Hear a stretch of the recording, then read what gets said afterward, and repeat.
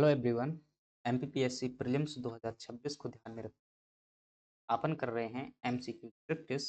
और इस MCQ practice आज की जो क्लास होने वाली है वह है क्लास है 49 नंबर की टेस्ट। और ज़बरदस्त तरीके टेस्ट के प्रीलिम्स में धमाल मचाने वाले हैं, ध्यान रखिए। और तबाही तबाही होगी। 50 टेस्ट सीरीज अपन क्या है एफएलटी की है। इसके बाद जो हमारी टेस्ट सीरीज शुरू की जो है फेज 2। और यहाँ रंग लेकर के, और वो रंग क्या होगा कि अब जो है यूनिट वाइज टेस्ट सीरीज क्या करेंगे, यूनिट वाइज टेस्ट सीरीज। और इस में क्या करेंगे कि प्रत्येक यूनिट से जो है कितने क्वेश्चन उठा लें अपन, जो लगता है 100 उठा लें या 100 ज़्यादा हो जाएंगे, उतना अच्छा सॉल्यूशन नहीं दे पाएंगे। तो अपन क्या करेंगे 30 क्वेश्चन ही लेंगे, क्या करेंगे 30 क्वेश्चन ही लेंगे। और सॉल्यूशन जो है गहराई से मत करेंगे, इसी प्रकार से ऐसा करते हैं तो ऐसे में क्या होगा 300 फैक्ट जो है लगभग आपके क्या हो जाएंगे एक यूनिट से हो जाएंगे। और ये 10 दिनों में क्या करेंगे 10 यूनिट तैयार करेंगे। फिर जो ये हो जाएगा अपना दूसरा फेज हो जाएगा। इसके बाद तीसरा फेज शुरू करेंगे और इस तीसरे फेज में क्या करेंगे 50 क्वेश्चन जो लेंगे हर। देन इसके बाद में जो अपन फिर से जो है एफ एल टी 50 क्वेश्चन लगातार श्रृंखला चलती सारी क्वेश्चन द्वारा पे क्या फाइन हो जाएंगे। आपका काम क्या रहने वाला है, आपका काम है डेली जो है क्लास को जो हर दिन क्लास देखना। ये वाली जो एफएलटी वाली है इसमें इतने फैक्ट मिलते हैं, किसी भी हालत में नहीं छोड़ना है। और जो है आप चाहें तो कर सकते हैं, सब्जेक्टिव क्लास छोड़ दीजिएगा और ये मत छोड़िए, बहुत महत्वपूर्ण वाली है। ये जो है क्लास को क्या है जितना अच्छे से आप क्या करेंगे उपयोग करेंगे उतना ही बेहतर आपको जो का रिजल्ट मिलने वाला है। क्योंकि हर दिन जो है करूँगा थोड़ा परीक्षा के जब एक एक महीने बचेंगे 15 दिन बचेंगे, पता नहीं कई बार रिवीजन करा देंगे परीक्षा के पहले। लगभग 2 दिन पहले 2 दिन पहले जो है एक क्लास अपलोड की जाएगी। वो क्लास होगी लगभग 5 घंटे। कितने की होगी 5 घंटे। और इस 5 घंटे में जो है लिख दूंगा थंबनेल में कि जो है आप जो है 40 क्वेश्चन, ये 40 नहीं ज़्यादा हो जाएंगे, ये 40 का 50 भी आएंगे, ध्यान रखना एक क्लास से कम से कम 40 क्वेश्चन, क्या 40 क्वेश्चन आपको एक क्लास से देख जाएंगे। लेकिन जो मैं वो करवाऊंगा ना तो वो डिटेल में नहीं कर, वो सिर्फ क्या हो गए फैक्ट फैक्ट होंगे आपकी परीक्षा में फंसने वाले हैं। लेकिन वो फैक्ट आपके तभी दिमाग में रुक पाएंगे जब आप यहाँ से चीज़ लगातार क्रमबद्ध तरीके से बना, तो उसका फ़ायदा उन लोगों को मिलेगा जो क्या करेंगे कि यहाँ से जो है इन क्लासों को देखते रहेंगे। अब मैं जैसे वहाँ पर एक कीवर्ड प्रयोग करूँगा जो परीक्षा में आने वाला है, और आप जो है उन चीज़ों को अगर डिटेल में नहीं पढ़े हुए हैं तो फिर जो है उतना बेहतर तरीके से आपको उसका फ़ायदा नहीं होगा। तो चैट जी को जो है पूरा फॉलो कीजिएगा, देखना जो है एक क्लास से इतने बेहतर आपके क्वेश्चन आएंगे, शायद कल्पना भी नहीं आप कर सकते कि 1-2 घंटे देने से भी क्या हो सकता है, ऐसा हो सकता है। ठीक है, वैसे भी प्रैक्टिस परफेक्ट बनाते ही है। फिर चलिएगा शुरू करते हैं। देख पहला क्वेश्चन, इसका पीडीएफ जितना भी ये क्वेश्चन मटेरियल है आपको टेलीग्राम में जो है भेज दीजिएगा और टेस्ट डेली। पहला प्रश्न है आपके सामने कि मौर्य काल में क्या, कौन से काल में, तो आप कहेंगे मौर्य काल में।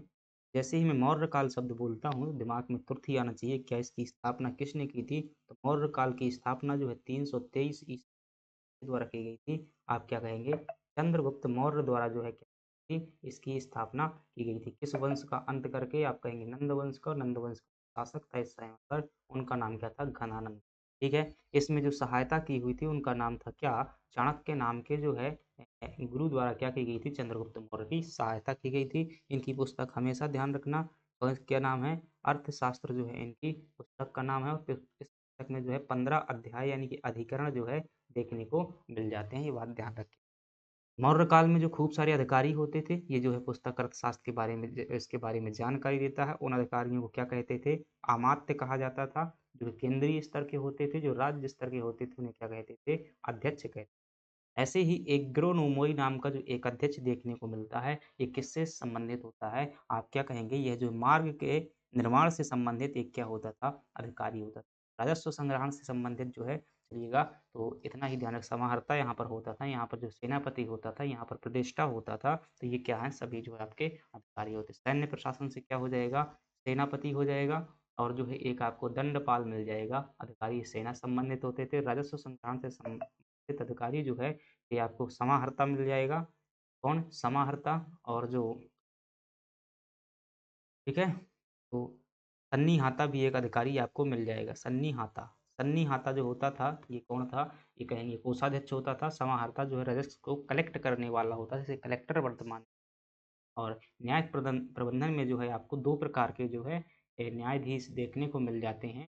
एक जो होता है आपका प्रदेष्टा होता है, क्या होता है? प्रदेष्टा होता है और एक कौन होता है? व्यवहारिक होता है, व्यवहारिक। व्यवहारिक जो है सिविल जज होता था, प्रदेष्टा जो है क्रिमिनल जज होगा। तो आपका सही जवाब क्या हो जाएगा? मार्ग निर्माण से संबंधित हो जाएगा। एक गुरुनमोई अधिकारी।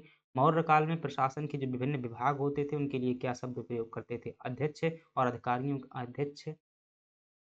अधिकारियों की नियुक्ति की जाती थी। ये राज्य स्तर पर ज़्यादातर होते थे और जो मंत्री टाइप के जो होते थे, जो बड़े लेवल के होते थे, उन्हें अमात्य कहा जाता था। ठीक है? मेगास्थनीज के अनुसार एक गुरुनोमई जो है जिले का क्या होता था? अधिकारी था, जो मार्ग निर्माण और सिंचाई का पर्यवेक्षण था। मेगास्थनीज कौन था? यूनानी राजदूत था, जो 304 ईस्वी से लगा करके ईसा पूर्व से लगाकर 299 तक रहता है। सेल्यूकस निकेटर का कौन था? राजदूत था। एस्ट्रोनोमोई नाम का जो अधिकारी होता था, ये किससे संबंधित होता था? नगर प्रशासन का प्रमुख अधिकारी होता था। संस्थाध्यक्ष जो है व्यापारिक मार्गों और बाजार पर नियंत्रण रखने वाला अधिकारी होता था। सीताध्यक्ष, ये प्रश्न पूछा जा चुका है।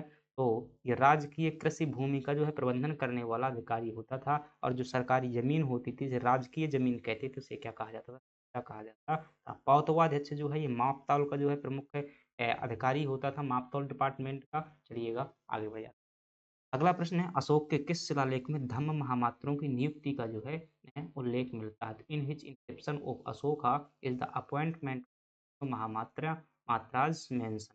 आप क्या कहेंगे कि 5वें अभिलेख में जो है धम्म महामात्र नामक अधिकारियों की गई है, किसकी लिए की गई है? ताकि धार्मिक आचरण करें, उनसे संबंधित दिक्कत हो, तो उसमें क्या की गई? बात की गई। अशोक का जो है एक बहुत बड़ा ऐसे जो है बृहद शिलालेख है। इस शिलालेख में जो है क्या लिखी गई हैं? 14 लाइनें लिखी गई हैं। तो 14 बातें जो है लिखी गई हैं, इसे क्या कहते हैं? अशोक के 14 अभिलेख कहलाते हैं। ये जो है कहाँ से प्राप्त हुए हैं? आप कहेंगे 7 स्थानों से प्राप्त हुए। हर में जो है अपनी कुछ क्या लिखी हुई है? बात लिखी हुई है। इसमें से अगर बात करें तो 13वां शिलालेख, जो 13वीं लाइन है, वो इम्पोर्टेंट है, जिसमें कलिंग युद्ध के बारे में क्या मिलती है? जानकारी। ठीक है? और जो प्रथम में अगर बात की जाए तो पशु हत्या की रोक की गई है, और दूसरे में जो है चिकित्सा संबंधी बातें की गई हैं। तो ऐसे जो है और ठीक है, देखिएगा यहाँ पर मिल जाएगा पंचम। अशोक ने जो है अपने राज्याभिषेक के 13वें वर्ष में धम्म प्रचार के लिए एक नए वर्ग की स्थापना की थी, जिसे क्या कहा जाता है? धम्म महासभा हैं। इसमें की जानकारी जो पंचम शिलालेख में देखने को मिलती है। नियुक्ति और उनके कार्यों के बारे में क्या? तृतीयक शिलालेख में जो है प्रादेशिक जो राज्यों के युक्ति और नामक युक्ति और रज्जुक नाम के जो अधिकारी रहते हैं, इनका उल्लेख मिलता है तीसरे शिलालेख में देखने को मिलता है। 12वें शिलालेख में स्त्री महामात्र में धार्मिक सहिष्णुता और विचारों के सार की वृद्धि पर जो है बल दिया गया। प्रथम शिलालेख में जो है पशु बलि की निंदा की गई, यानी कि हत्या पर, जीव हत्या पर रोक लगाया गया है। और जो उत्सवों पर ऐसा होता था, कई बार बलि वगैरह दी जाती थी, उन पर रोक लगाई गई है। और जो 13वां शिलालेख है, इसमें क्या किया गया है? कलिंग युद्ध का जो है वर्णन किया। तो ध्यान रखिएगा, सम्राट अशोक था। अशोक किस्म बौद्ध संगीत भी जो है हुई थी। चलिएगा, मौर्यकालीन अर्थव्यवस्था में जो प्रणय नाम का क्या होता था? एक प्रकार का टैक्स होता था कि what type of tax was प्रणय इन द मौर्य इकोनॉमी। किस प्रकार का जो है टैक्स हुआ करता था? ध्यान रखिएगा, जो इमरजेंसी के दौरान जो टैक्स लिया जाता था, जैसे क्या होता था, कई बार जो है अकाल पड़ जाता है, कई बार जो है विदेशी आक्रमण हो जाते थे, या दूसरी जगह युद्ध करना है, तो ऐसी स्थिति में जो मौर्यकालीन जो गवर्नमेंट होती थी, जो टैक्स लेती थी, ये क्या कहते थे? आप क्या कहें? प्रणय नाम का टैक्स जो है कहा जाता था। सिंचाई जो है, सिंचाई का क्या कहलाता है? ये जो है प्राचीन काल में किसी ने नहीं लिया हुआ है। मध्यकाल में जो है ये जो है कुछ अधिकारी मिलेंगे, जैसे फिरोज शाह तुगलक वगैरह जो है शासक है, ये क्या करते हैं? एक्स्ट्रा जो है सिंचाई कर लेने का कार्य करते। आपातकालीन कर जो होता है, मौर्य काल में राज्य की आय के जो है क्या होते थे? विभिन्न स्रोत थे, जिन्हें कौटिल्य क्या करते हैं? अर्थशास्त्र नामक पुस्तक में। अर्थशास्त्र पुस्तक का विषय ध्यान रखना किससे संबंधित है? यह विषय जो है राजनीति और जो है किससे संबंधित है? प्रशासन से संबंधित। प्रणय जो है एक प्रकार का क्या था? आपातकालीन कर था, जो संकट के समय पर प्रजा से लिया जाता था। भाग क्या होता था?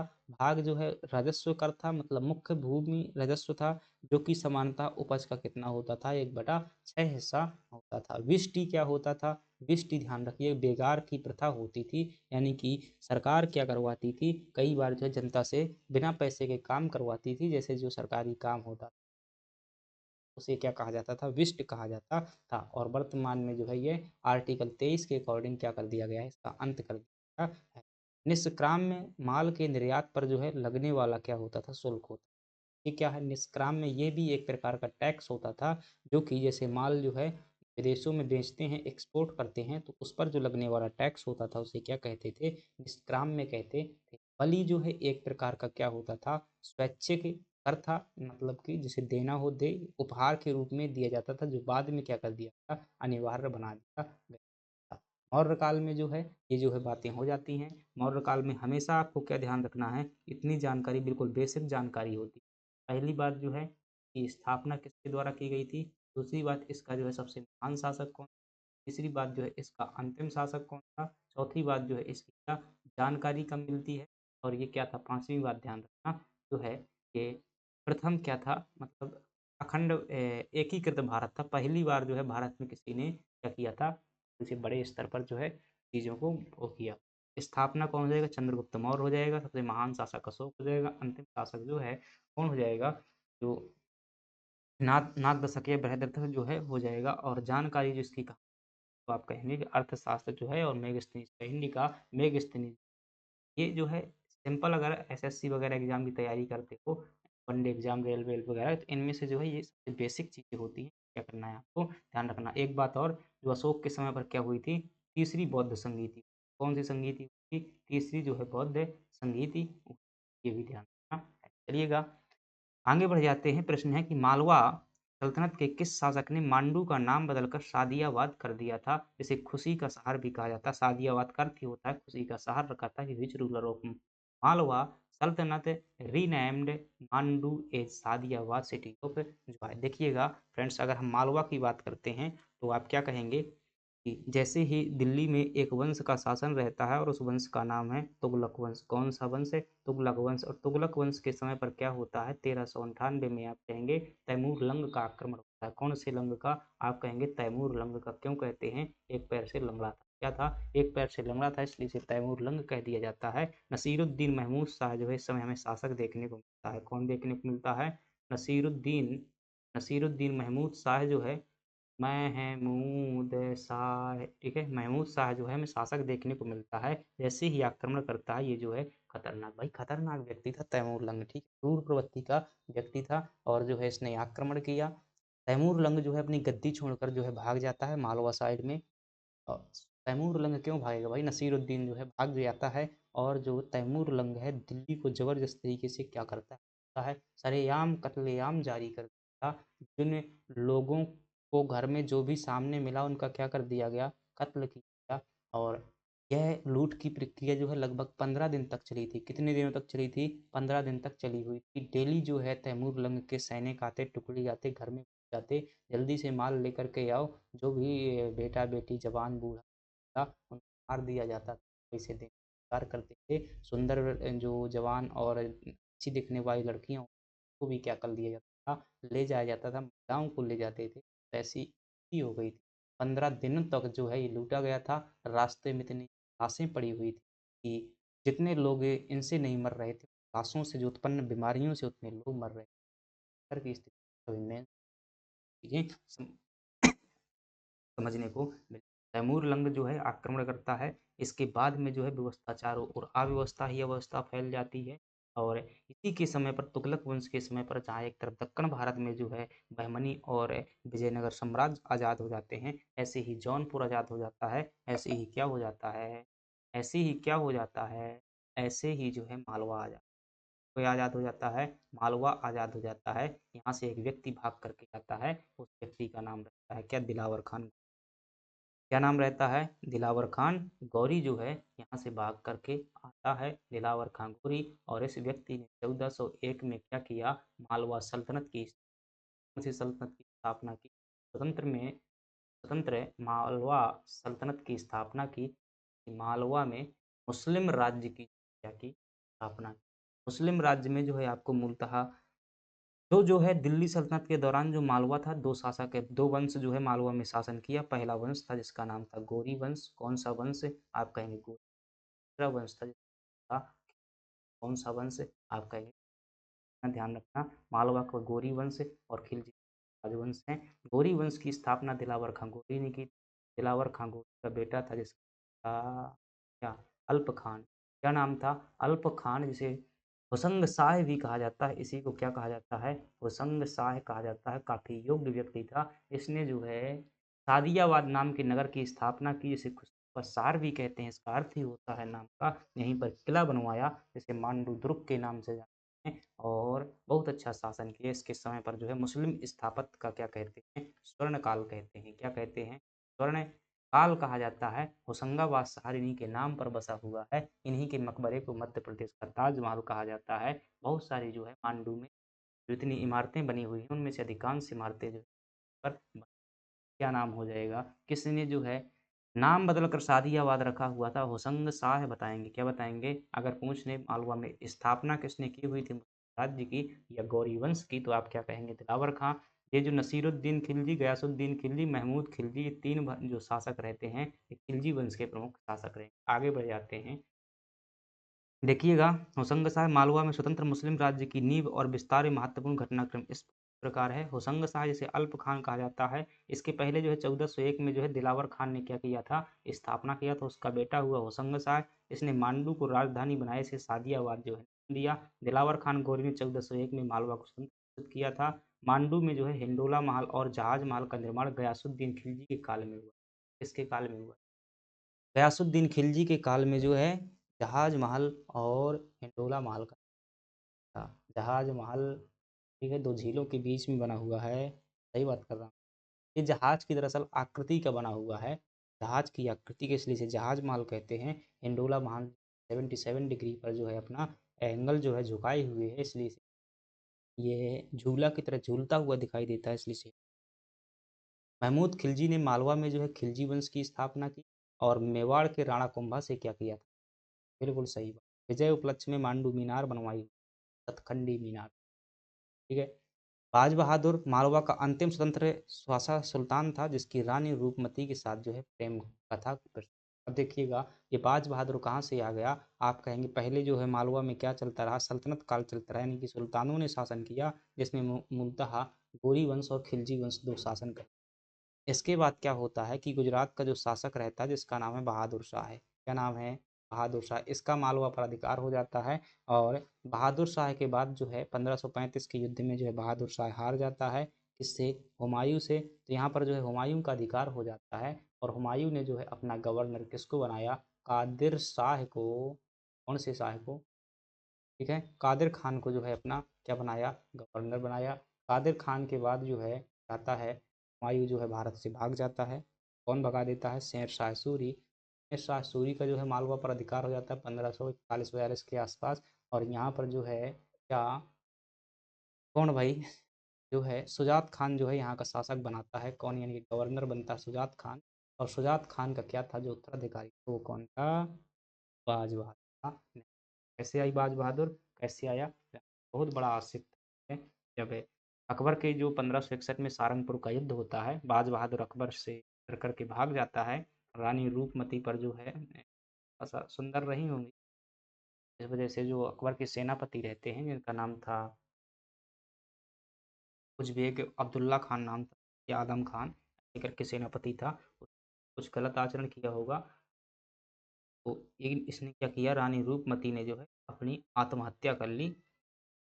तब यह बात जो है बाज बहादुर लौट करके आया। के बीच में बहुत अच्छा प्रेम प्रसंग था। ठीक है तो ये जिंदा नहीं मिलती हैं। बाज बहादुर भी क्या कर देता है कि कब्र में जा करके और अपना सुसाइड कर लेता है किसी भी तरीके से उसका भी क्या होता है प्राण त्याग देता है। जब बात अकबर को पता चलती है भाई साहब जो है दुखी होते हैं। ऐसे भी दुखी होने का कोई मतलब नहीं है। एक नहीं दो नहीं कई कलंक लगे हुए हैं अकबर पर जो राष्ट्रीय सम्राट के दबा को जो क्या कर देते हैं और बड़ा कर देते हैं। और यहीं पर फिर अकबर ने जो है इनकी कब्र में आकर के माफ़ी मांगी और रानी रूपमती की कब्र में लिखाता है शहीद वफा और बाज बहादुर की कब्र में लिखवाता है आशिक ए आशिक ए सादिक।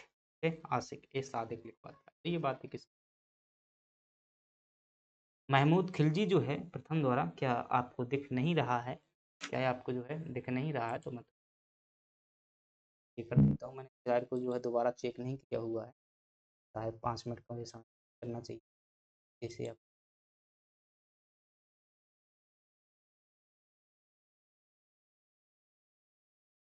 कर लूँ।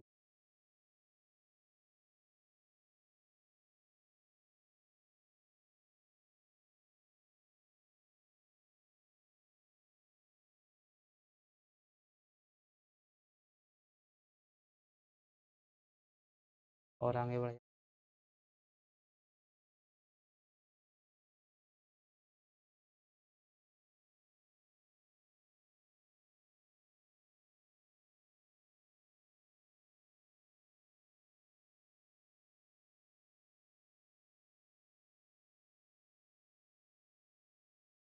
चेक कर 5 मिनट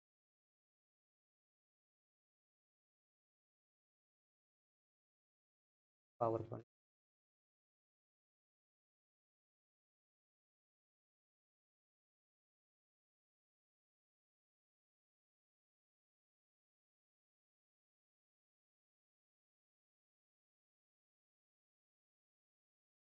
कि क्या है, अगर मैं मास्टर सिलाई में ये कर दूँगा काम, वही वो तो हो जाएगा, लेकिन पूरी की जो 1281 सिलाई है उसमें जो भी चेंज वो सभी में हो जाएगा। ऐसे ही चलिएगा, ठीक हो चुका है।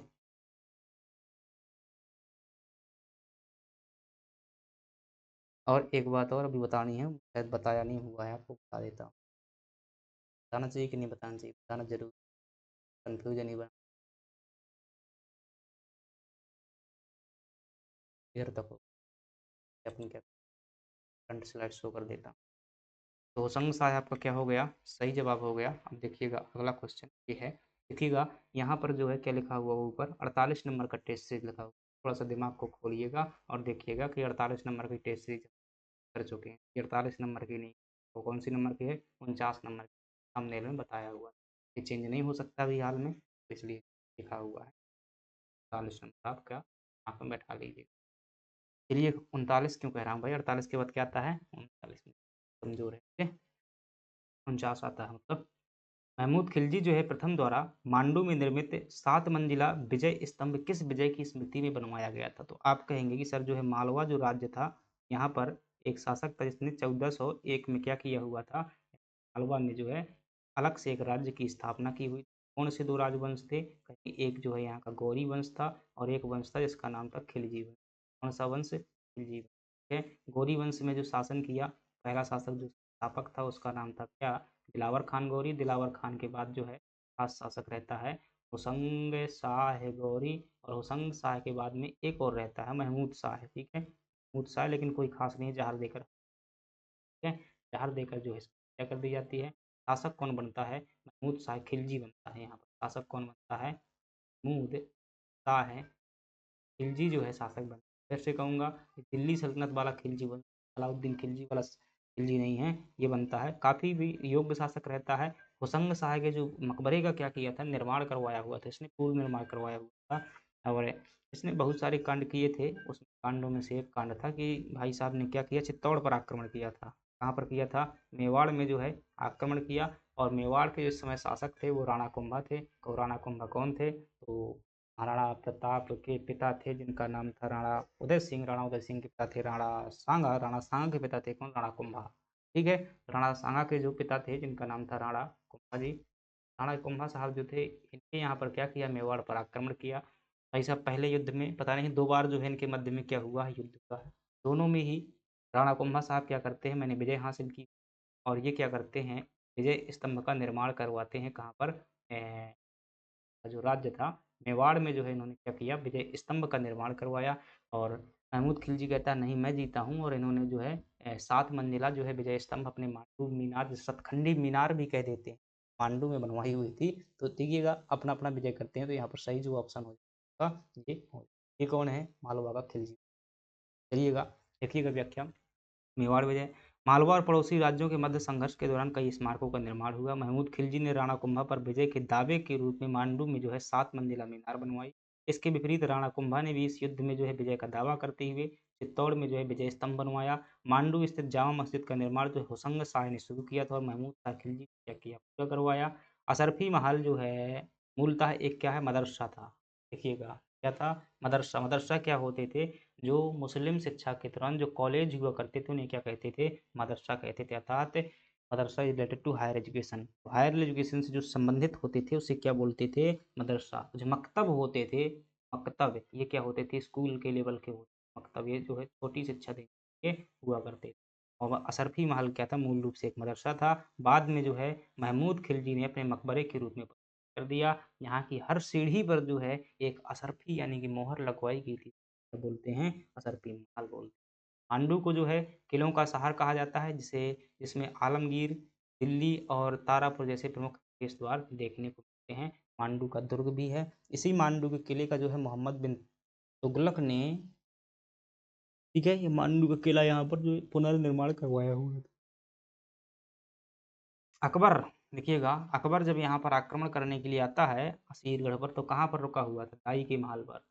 ताई का महल कहाँ पर स्थित है, ये मांडू में है। अकबर जो है यहीं पर रुका हुआ था। मालवा के सुल्तान गयासुद्दीन खिलजी, गयासुद्दीन खिलजी के कार्यकाल की प्रमुख विशेषता क्या थी? तो आप कहेंगे कि सबसे पहले क्या रहता है, जो मालवा खिलजी वंश रहता है उसमें महमूद खिलजी रहता है। महमूद खिलजी के बाद कौन सा खिलजी रहता है, आप कहेंगे गयासुद्दीन खिलजी रहता है, गयासुद्दीन खिलजी। फिर क्या रहता है, नासिर शाह खिलजी जो है रहता है।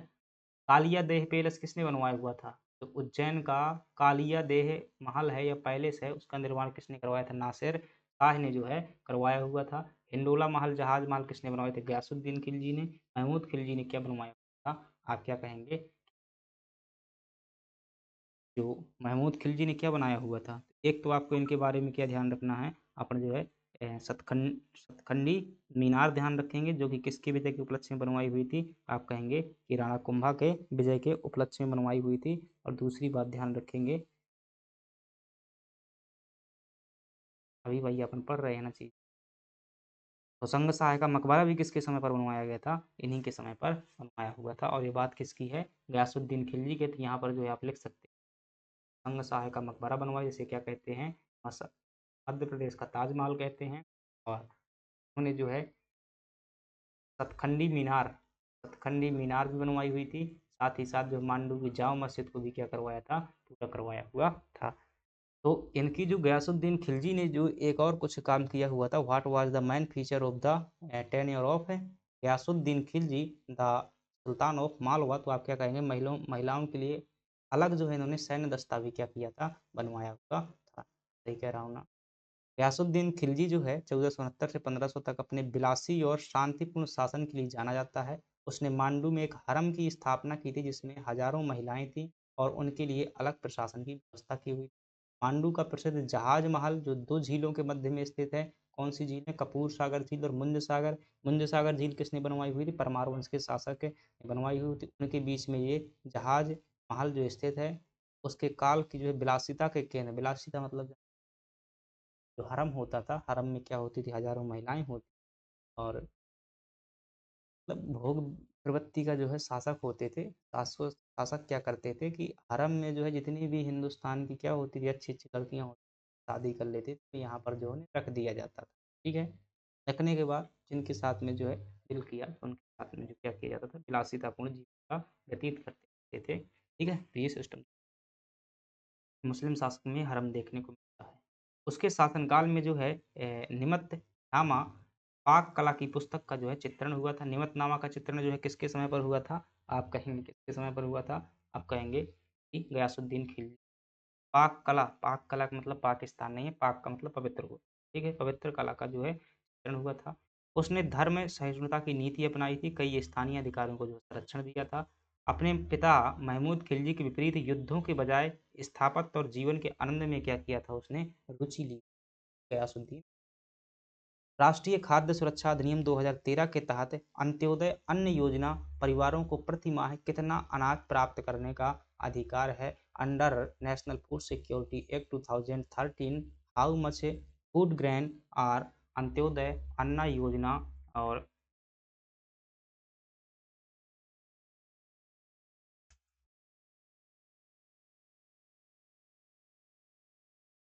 चलिएगा,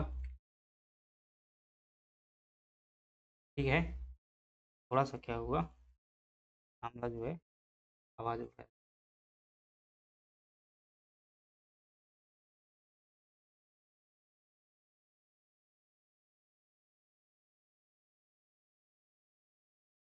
हेलो।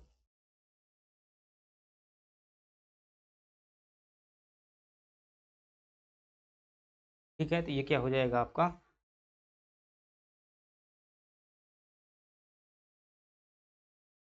प्रश्न था हमारे पास में कि राष्ट्रीय खाद्य सुरक्षा अधिनियम 2013 के तहत अंत्योदय अन्न योजना परिवारों को जो प्रतिमाह कितना अनाज प्राप्त होता था, ठीक है। ये जो है प्रश्न पूछ रहा है। खाद्य सुरक्षा अपन ने टॉपिक पढ़ा है, जियोग्राफी में कि नहीं पढ़ा है, वो लोग कहेंगे यहाँ पढ़ा हुआ है। और उसमें हमने पढ़ा था कि खाद्य संकट ना हो उसके लिए जो है गरीबों को क्या किया जाता है, अनाज जो है उपलब्ध करवाया जाता है। तो हाउ मच फूड ग्रेन और Antyodaya Anna Yojana households entitled to receive per month, कितना जो है पर महीने दिया जाता है। आप कहेंगे 35 किलोग्राम जो है ये अनाज दिया जाता है, किसके तहत, राष्ट्रीय खाद्य के तहत। सिंपल सा प्रश्न आया हुआ था कि राष्ट्रीय खाद्य सुरक्षा अधिनियम कब जो है था, इसी के तहत आयोग बना हुआ था। तो जो प्राथमिकता वाले परिवार हैं जिन्हें मतलब इसके तहत चयन किया गया था, जो गरीब लोग थे उनको जो है 5 किलोग्राम प्रति व्यक्ति, और आय के परिवारों को जो है कितना टोटल मिलाकर के 35 किलोग्राम जो है दिया जाता था, 5 किलोग्राम एक व्यक्ति। जैसे आपके घर में क्या है, 5 सदस्य हैं तो 25 किलोग्राम मिलेगा, 7 सदस्य हैं तो 35 किलोग्राम मिलेगा, 8 मिलेगा, अधिकतम क्या होगा, 35 किलोग्राम होगा। अधिनियम के तहत जो है क्या क्या मिलेगा, चावल मिलेगा, गेहूँ मिलेगा। मोटे अनाज की कीमतें जो है, यानी कि चावल की कीमत 3 रुपया किलो, गेहूँ की कीमत जो है 2 रुपया किलो, 1 रुपया किलो जो है मोटे अनाज की कीमत है निर्धारित की गई थी। बफर स्टॉक का रख रखाव भारतीय खाद्य निगम द्वारा किया जाता है। कहोगे बफर स्टॉक क्या होता है, तो गवर्नमेंट जो है खाद्य संकट ना हो इसलिए जो क्या करती है, दाना का अनाज का ढेर करके रखती है, ताकि जो है चीज़ें क्या होती रहें, क्या होती रहें, बनी रहें, ख़त्म ना होने पाएँ। तो इसके लिए जो क्या करता है, जो भारतीय खाद्य निगम है, ये जो है सरकार के एक मतलब ब्रांच के रूप में क्या करता है, किसानों से खरीदता रहता है। ई पास जो है, ई पॉस जो है मशीनों का उपयोग जो है पीडीएस प्रणाली में पारदर्शिता लाने के लिए, ऑनलाइन अनाज मिलने लगा है ना, अब गेहूँ देखोगे तो फिंगर लगाने से मिलता है, तो उसमें मशीन प्रयोग होती है, उसका नाम क्या है, E POS machine. One nation one ration card, आप जो है जब ये बन जाता है आपका, तो आप जो चाहे दिल्ली में रहें या कहीं भी रहें, आप जो वहाँ पर भी अनाज क्या कर सकते हैं, ले सकते हैं, जो आपको मिलता होता है कोटा के माध्यम से। तो प्रवासी श्रमिक देश में कहीं भी क्या कर सकते हैं, राशन प्राप्त कर सकते हैं। खाद्य एवं कृषि संगठन FAO food and agriculture organisation द्वारा प्रतिवर्ष विश्व खाद्य दिवस जो है कब मनाया जाता है, आप क्या कहेंगे, 16 अक्टूबर को जो है विश्व खाद्य दिवस मनाया जाता है। ये संगठन कहाँ पर स्थित है, इटली, क्या बात करते हैं भाई, इटली की राजधानी रोम में जो है ये संगठन स्थित है। खाद्य एवं कृषि संगठन MPPSC में पूछा गया प्रश्न है। और यहीं पर जो है क्या था, खाद्य एवं कृषि संगठन 16 अक्टूबर 1945 को उसकी स्थापना हुई थी, इसलिए 16 अक्टूबर क्या मनाते हैं, विश्व खाद्य दिवस जो है मनाया जाता है, ध्यान रखिए। तो विश्व वैश्विक स्तर पर, राष्ट्रीय स्तर पर खाद्य सुरक्षा से जुड़े प्रमुख तथ्य देखिएगा। 16 अक्टूबर 1945 को फूड एंड एग्रीकल्चर ऑर्गेनाइजेशन की स्थापना की याद में जो है विश्व खाद्य दिवस क्या किया जाता है, मनाया जाता है। इसका मुख्यालय जो है इटली की राजधानी रोम में स्थित है। भारत में जो है राष्ट्रीय उपभोक्ता दिवस कब मनाते हैं, 24 दिसंबर को, क्योंकि 24 दिसंबर 1986 को जो है राष्ट्रीय उपभोक्ता संरक्षण अधिनियम लाया गया था, इसलिए 24 दिसंबर को उपभोक्ता दिवस। विश्व खाद्य पुरस्कार की शुरुआत कब से हुई थी, 1986 में जो है डॉक्टर नॉर्मन बोरलॉग द्वारा की गई थी। और नॉर्मन जो बोरलॉग है, इन्हें क्या कहा जाता है, फादर ऑफ ग्रीन रिवोल्यूशन कहा जाता है इन द वर्ल्ड। प्रथम विश्व खाद्य पुरस्कार 1987 में किसे दिया गया था, MS स्वामीनाथन को दिया गया था, ये बात भी ध्यान रखिए। और MS स्वामीनाथन कौन थे, father father of father of green revolution in India, ठीक है, यानी कि भारत में हरित क्रांति की, बहुत बड़ा नाम है, ध्यान पढ़ेंगे इनको गहराई में भी, जब हम जियोग्राफी में इनका टॉपिक करेंगे, खाद्य सुरक्षा वाला, हरित क्रांति वाला दिया हुआ है उसमें टॉपिक। IAS अधिकारी रह चुके थे, IAS से त्याग पत्र दे दिया था, और जो है कुछ किसानों के लिए करना था और देश के संकट को खत्म करना था, तो क्या किया था, पंतनगर विश्वविद्यालय में रिसर्च किया, मैक्सिकन गेहूं की जो नई किस्म बनाई। भारतीय खाद्य निगम के संदर्भ में निम्नलिखित संदर्भ में आर्थिक लागत इकोनॉमिक कॉस्ट में क्या शामिल नहीं? What is the not in the economic cost with reference to food corporation of India? क्या शामिल नहीं है आर्थिक लागत के संदर्भ में? दरअसल देखिएगा ध्यान से, तो क्या देखना है, कुछ नहीं समझना है आपको कि जैसे ये क्या है, मान लीजिएगा एफसीआई है, एफसीआई यानी फूड कॉर्पोरेशन ऑफ इंडिया है। ये क्या है? एक संगठन है। ये संगठन कौन है? कहोगे ये जो है सरकार जो होती है, सरकार का क्या है, एक भाग है ये क्या काम करता है साहब? ये काम क्या करता है, किसानों का जो अनाज है ये क्या करता है, इसे जो एमएसपी के रेट जो फिक्स किया जाता है, जितना कुछ का एमएसपी फिक्स कर दिया गया, व्यापारी नहीं उतने में खरीदेंगे तो क्या करेगा, ये food security, food corporation of India, भारतीय खाद्य निगम क्या करेगा, सुरक्षित करेगा। इसके पास में पूरे भारत में हजारों लाखों की संख्या में क्या है, बहुत बड़े बड़े जो है गोदाम हैं, आपने देखे होंगे, वेयर हाउस होते हैं, अनाज भंडार के जो केंद्र हैं। ये क्या करता है, यहाँ से अनाज खरीदता है और यहाँ पर भंडार करता है। किस लिए भंडार करता है? शायद भविष्य में क्या है, कोविड-19 जैसी महामारी आ गई, सूखा पड़ गया, बाढ़ आ गई, तो ऐसी स्थिति में यहाँ से अनाज फिर यानी कि बफर का जो है स्टॉक करके रखा जाता है, इसी को क्या बोलते हैं, बफर स्टॉक बोलते हैं। ठीक है, तो ये जो क्या करता है, खरीदता है, तो उसमें क्या कहता है, जो आर्थिक लागत लगती होगी, पैसा लगता होगा, भाड़ा लगता होगा, तो कहता है उसमें क्या शामिल नहीं है, न्यूनतम समर्थन मूल्य शामिल है, जितना गवर्नमेंट फिक्स करेगी उतना किसानों को देना होगा। ठीक है, कृषि एवं किसान लागत मूल्य आयोग की सिफारिश पर से लागू किया गया था। खरीद आकस्मिकताएं, ये भी जो है शामिल है, खरीद के दौरान जो है जो भी घटनाएं होती हैं, अचानक चीजें हो जाती हैं, पहिया पंचर हो गया, किसी का जो है डेथ हो गया, किसी का एक्सीडेंट हो गया, तो इसमें जो लागत होती है वह भी शामिल की जाती है। वितरण लागत ये भी शामिल होती है। निगम कर ये जो है अलग होता है भाई साहब, कर क्या होता है, अलग होता है, जो मूल्य में वृद्धि के साथ जो कर लगता है, आई थिंक वही क्या होता है, कर होता है। तो ये जो है आपका सही जवाब हो जाएगा। खाद्य प्रबंधन और सब्सिडी के आर्थिक पहलुओं को समझना आवश्यक है। फूड कॉर्पोरेशन ऑफ इंडिया की जो है आर्थिक लागत में क्या-क्या शामिल है? एमएसपी यानी कि मिनिमम सपोर्ट प्राइस यानी कि न्यूनतम समर्थन मूल्य, खरीद बोनस भी शामिल है, खरीद संबंधी खर्च भी शामिल है, वितरण लागत भी शामिल है, ये चीज़ें शामिल होती हैं। उपभोक्ता सब्सिडी आर्थिक लागत और केंद्रीय निर्गम मूल्य के बीच का क्या होता है, अंतर होता है। केंद्र सरकार राज्यों को क्या करती है, विकेंद्रीकरण खरीद योजना के तहत भी जो है अनाज खरीदने की देती है, अनुमति देती है। शांता कुमार समिति का गठन जो है फूड कॉर्पोरेशन के पुनर्गठन और सुधारों के सुझाव के लिए किया गया था। तो शांता कुमार समिति किससे संबंधित है, आप क्या कहेंगे, FCI food corporation of India के गठन और पुनर्गठन सुधारों से। एमएसपी की घोषणा किसके आधार पर की गई? कृषि लागत एवं मूल्य आयोग की एसीपी सिफारिश पर की जाती है। चलिएगा अगले प्रश्न की बात करते हैं। मध्य प्रदेश की किस फसल को जो है जीआई टैग प्राप्त है? चिन्नौर चावल से संबंधित जिला कौन सा है? क्या बात करते हैं, मध्य प्रदेश की किस फसल को जीआई टैग प्राप्त चिन्नौर चावल से संबंधित जिला कौन सा? भाई साहब कथन कुछ भी पूछे, प्रश्न ये कह रहा है कि जो चिन्नौर चावल है मध्य प्रदेश के किस जिले से संबंधित है, जिसे क्या दिया गया है, जीआई टैग दिया गया है कि which district is related to the Chinnour rice of Madhya Pradesh that's has received the GI tag. GI tag के लिए पहली बात ध्यान रखना, एक्ट कब का है, 1999 का नियम कितने समय के लिए दिया जाता है, 10 वर्ष के लिए जाता है। मध्य प्रदेश में 20 से अधिक ऐसे उत्पाद हैं जीआई टैग मिल चुका है, ध्यान करिएगा। देख लेते हैं तो ये कहाँ का हो जाएगा, ये आपका हो जाएगा बालाघाट का हो जाएगा। बालाघाट से कुछ और है क्या जिसे जीआई टैग दिया गया है, तो आप कहेंगे बार सिवनी साड़ी भी कहाँ की है, बालाघाट के जीआई टैग मिल चुका है। रीवा से किसे जीआई टैग मिला हुआ है, तो आप क्या कहेंगे, जो सुंदरजा आम है, क्या सुंदरजा आम है, सुंदरजा आम जो सुपारी के खिलौने हैं इन्हें भी क्या दिया जा चुका है, जीआई टैग जो है दिया जा चुका है, ये रीवा के हैं। अगली बात करें झाबुआ से, क्या कहेंगे, आप कहेंगे जो कड़कनाथ मुर्गा है, कौन सा मुर्गा है, कड़कनाथ, से जीआई टैग मिल चुका है। नर्मदापुरम से कुछ जीआई टैग मिला है क्या? अगली बात करते हैं मध्य प्रदेश की प्रमुख फसलों और उनकी विशेषताओं समेत महत्वपूर्ण तथ्य। बालाघाट के जो चिन्नौर चावल को क्या दिया गया है, राज्य के कृषि का जो है पहला जीआई टैग दिया गया है। मध्य प्रदेश में सोयाबीन, दलहन और तिलहन जो क्या है, इसके मामले में मध्य प्रदेश क्या है, अग्रणी उत्पादक राज्य है। दलहन तिलहन मसाला भी भाई कहिए ना, 2023 की रिपोर्ट उठा करके देखिएगा, मसालों में प्रथम है मध्य प्रदेश। और बात करें तो सोयाबीन, ठीक है, तो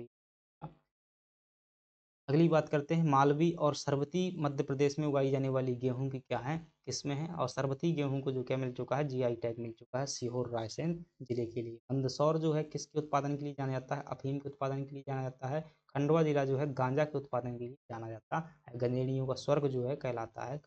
मध्य प्रदेश को लगातार क्या मिल चुका है, 7 बार कृषि कर्मण अवार्ड मिला हुआ है। अंतिम बार जो है 2017 में मिला हुआ था, क्या बात करते हैं 2017 या 2021, देखिएगा भाई, असिस्टेंट प्रोफेसर का प्रश्न ये पूछा गया कि 7 बार जो मध्य प्रदेश को कृषि कर्मण अवार्ड मिला हुआ, उसमें से अंतिम बार कब मिला हुआ था? तो 2017 या 21, ठीक है? ध्यान से 21 ही होगा यार, 17 कहाँ से, ठीक है? तो 21 में जो है अंतिम बार दिया गया था। अगली बात करते हैं, मध्य प्रदेश के किस जिले को जो है सरसों की हांडी के नाम से जाना जाता है? कि which district of Madhya Pradesh, which district of Madhya Pradesh is known as the port of mustard. तो आप क्या कहेंगे भाई, सरसों की हांडी किसे कहेंगे? जहाँ पर ज़्यादा सरसों निकलेगा। सरसों कहाँ निकलता है? मध्य प्रदेश में भिंड मुरैना क्षेत्र निकलता है। देवास इंदौर वाला क्षेत्र जो है सोयाबीन के लिए जाना जाता है। ये सोयाबीन के, नरसिंहपुर का क्षेत्र जो है गन्ना के लिए जाना जाता है, साथ ही साथ जो है अरहर के लिए भी जाना जाता है, जिसे आप क्या कहते हैं, तुअर भी कहते हैं। गन्ना, कराही बोलते हैं इसको, गन्ना, ठीक है? गन्ना और अरहर के लिए नरसिंहपुर जाना जाता है, और जबलपुर क्षेत्र अगर बात करूँ, मटर उत्पादन के लिए जो है जाना जाता है। चलिएगा, तो आपका सही जवाब हो जाएगा क्षेत्र। सरसों के उत्पादन में जो है राजस्थान क्या है? पूरे भारत में ध्यान रखिएगा प्रथम स्थान पर है, और तिलहन के उत्पादन में जो है राजस्थान ही हो जाएगा। मध्य प्रदेश में सरसों के उत्पादन में आपका कौन सा हो जाएगा? आप कहेंगे क्या? भिंड मुरैना हो जाएगा। इसी प्रकार से जैसे तिलहन उत्पादन की प्रमुख फसल है, एक क्या है? सोयाबीन है, एक क्या है? अलसी है, ठीक है? ये भी ध्यान रख लीजिएगा। सोयाबीन में आपका कौन सा हो जाएगा? उज्जैन जो है अग्रणी हो जाएगा। अलसी जो है के उत्पादन में क्या हो जाएगा? रीवा जो है अग्रणी हो जाएगा। चंबल घाटी क्षेत्र जो है भिंड मुरैना श्योपुर वाला सरसों के उत्पादन के कारण जो है सरसों की हांडी कहलाता है। नरसिंहपुर जिला जो है गन्ना उत्पादन में प्रथम स्थान है। यहाँ का गाडरवारा क्षेत्र जो है अरहर की दाल के लिए प्रसिद्ध है। खंडवा और खरगोन जिलों को सफेद सोना कहा जाता है, क्योंकि ये कपेस कपास के लिए प्रसिद्ध है, और इन्हें सुनहरे जिले भी कहते हैं। गनेरियों का स्वर्ग भी कहा जाता है खंडवा जिले को। सुंदरजा आम का संबंध रीवा जिले से, जैसे हाल ही में जीआई टैग मिला हुआ है। मध्य प्रदेश की नूरजहां प्रजाति जो है किससे है? आम की जो है प्रजाति है, जो कि अलीराजपुर इकट्ठीवाड़ा में उगाई जाती है। यूपीएससी 2021 से 20 का प्रश्न देखा, यही वाला। अगली बात करते हैं, मध्य प्रदेश में सर्वाधिक शुद्ध सिंचित क्षेत्र वाली फसल कौन सी है? सबसे ज़्यादा सिंचाई वाली फसल, which is the crops of with है, crops with the highest net irrigation area in Madhya Pradesh. कौन सी ऐसी फसल सर्वाधिक सिंचाई वाली है? वो कौन सी हो जाएगी? गेहूँ हो जाएगी। गेहूँ सबसे ज़्यादा कहाँ पर निकलेगा? आप कहेंगे होशंगाबाद में निकलेगा। कहाँ पर निकलेगा? आप कहेंगे होशंगाबाद में। सोयाबीन जो सबसे ज़्यादा कहाँ पर निकलेगा? उज्जैन में। चना कहाँ पर निकलेगा? मध्य प्रदेश में जो ज़्यादा निकलेगा। मक्का जो है आपका कहाँ पर निकलेगा? छिंदवाड़ा में जो है सबसे ज़्यादा। चलिएगा, देखिएगा गेहूँ जो है आपका सही जवाब हो जाएगा। मध्य प्रदेश में कृषि सांख्यिकी डाटा देखिएगा।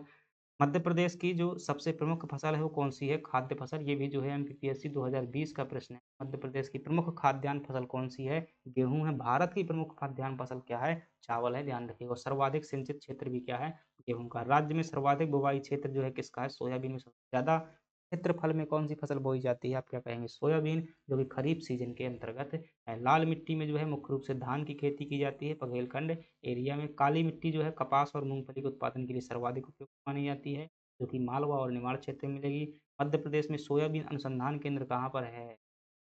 इंदौर में है, ध्यान रखिएगा। राष्ट्रीय स्तर का सोयाबीन अनुसंधान केंद्र इंदौर में है। राज्य स्तर का जो सोयाबीन अनुसंधान केंद्र कहाँ? उज्जैन में है। और एशिया का सबसे बड़ा जो सोयाबीन प्लांट है, ये भी कहाँ मिलेगा आपको? उज्जैन में देखने को मिल जाएगा। चावल अनुसंधान केंद्र कहाँ मिलेगा आपको? बड़वानी में मिलेगा। गेहूं अनुसंधान केंद्र आपको पवारखेड़ा होशंगाबाद में मिलेगा। गन्ना अनुसंधान केंद्र नरसिंहपुर में मिल जाएगा, ठीक है। आम अनुसंधान केंद्र आपको जबलपुर में सॉरी रीवा में देखने को मिल जाएगा, गोविंदगढ़ के रीवा में। इस संवैधानिक संशोधन द्वारा जो है भारतीय संविधान में 13वां मौलिक कर्तव्य जो है जोड़ा गया था। प्रश्न क्या पूछ रहा है? मौलिक कर्तव्यों को लेकर के प्रश्न पूछ रहा है कि by which constitution amendment was the 11th है fundamental duties added the Indian constitution. देखिएगा, फंडामेंटल ड्यूटीज की जब हम बात करते हैं, मूल रूप से संविधान में नहीं थी। एक संशोधन किया गया था जिसका नाम था 42वां संविधान संशोधन 1976 में किया गया था, और इसके माध्यम से भारतीय संविधान में भाग 4 का जोड़ा गया था, और इसके अंतर्गत अनुच्छेद 51 का जोड़ा गया था, और इसमें से कितने मौलिक अधिकार जोड़े गए थे? सॉरी, 10 मौलिक कर्तव्य जोड़े। कितने मौलिक कर्तव्य जोड़े गए थे? 42वें संविधान संशोधन 76 के द्वारा 10 मौलिक कर्तव्य थे। इसके बाद 86 कॉन्स्टिट्यूशन अमेंडमेंट 2002 में किया गया था, और इसके माध्यम से 11वां मौलिक कर्तव्य है, जो कि संबंधित है 14 वर्ष तक के बच्चों की शिक्षा से। है क्या हो जाएगा? 86 कब का है? 2002 का है। 44वां संविधान संशोधन, ध्यान रखिएगा, संपत्ति का अधिकार किससे हमने खत्म कर दिया? 44वां संविधान संशोधन। मिनी संविधान संशोधन किसे कहते हैं? लघु संविधान संशोधन 42वें को। 92वां संविधान संशोधन इससे संबंधित 4 भाषाएं भी, बोडो, डोगरी, मैथिली, संथाली, ये 4 भाषाएं 92वें संविधान के माध्यम से जो आगे बढ़ जाते हैं। 86वां सही हो जाएगा।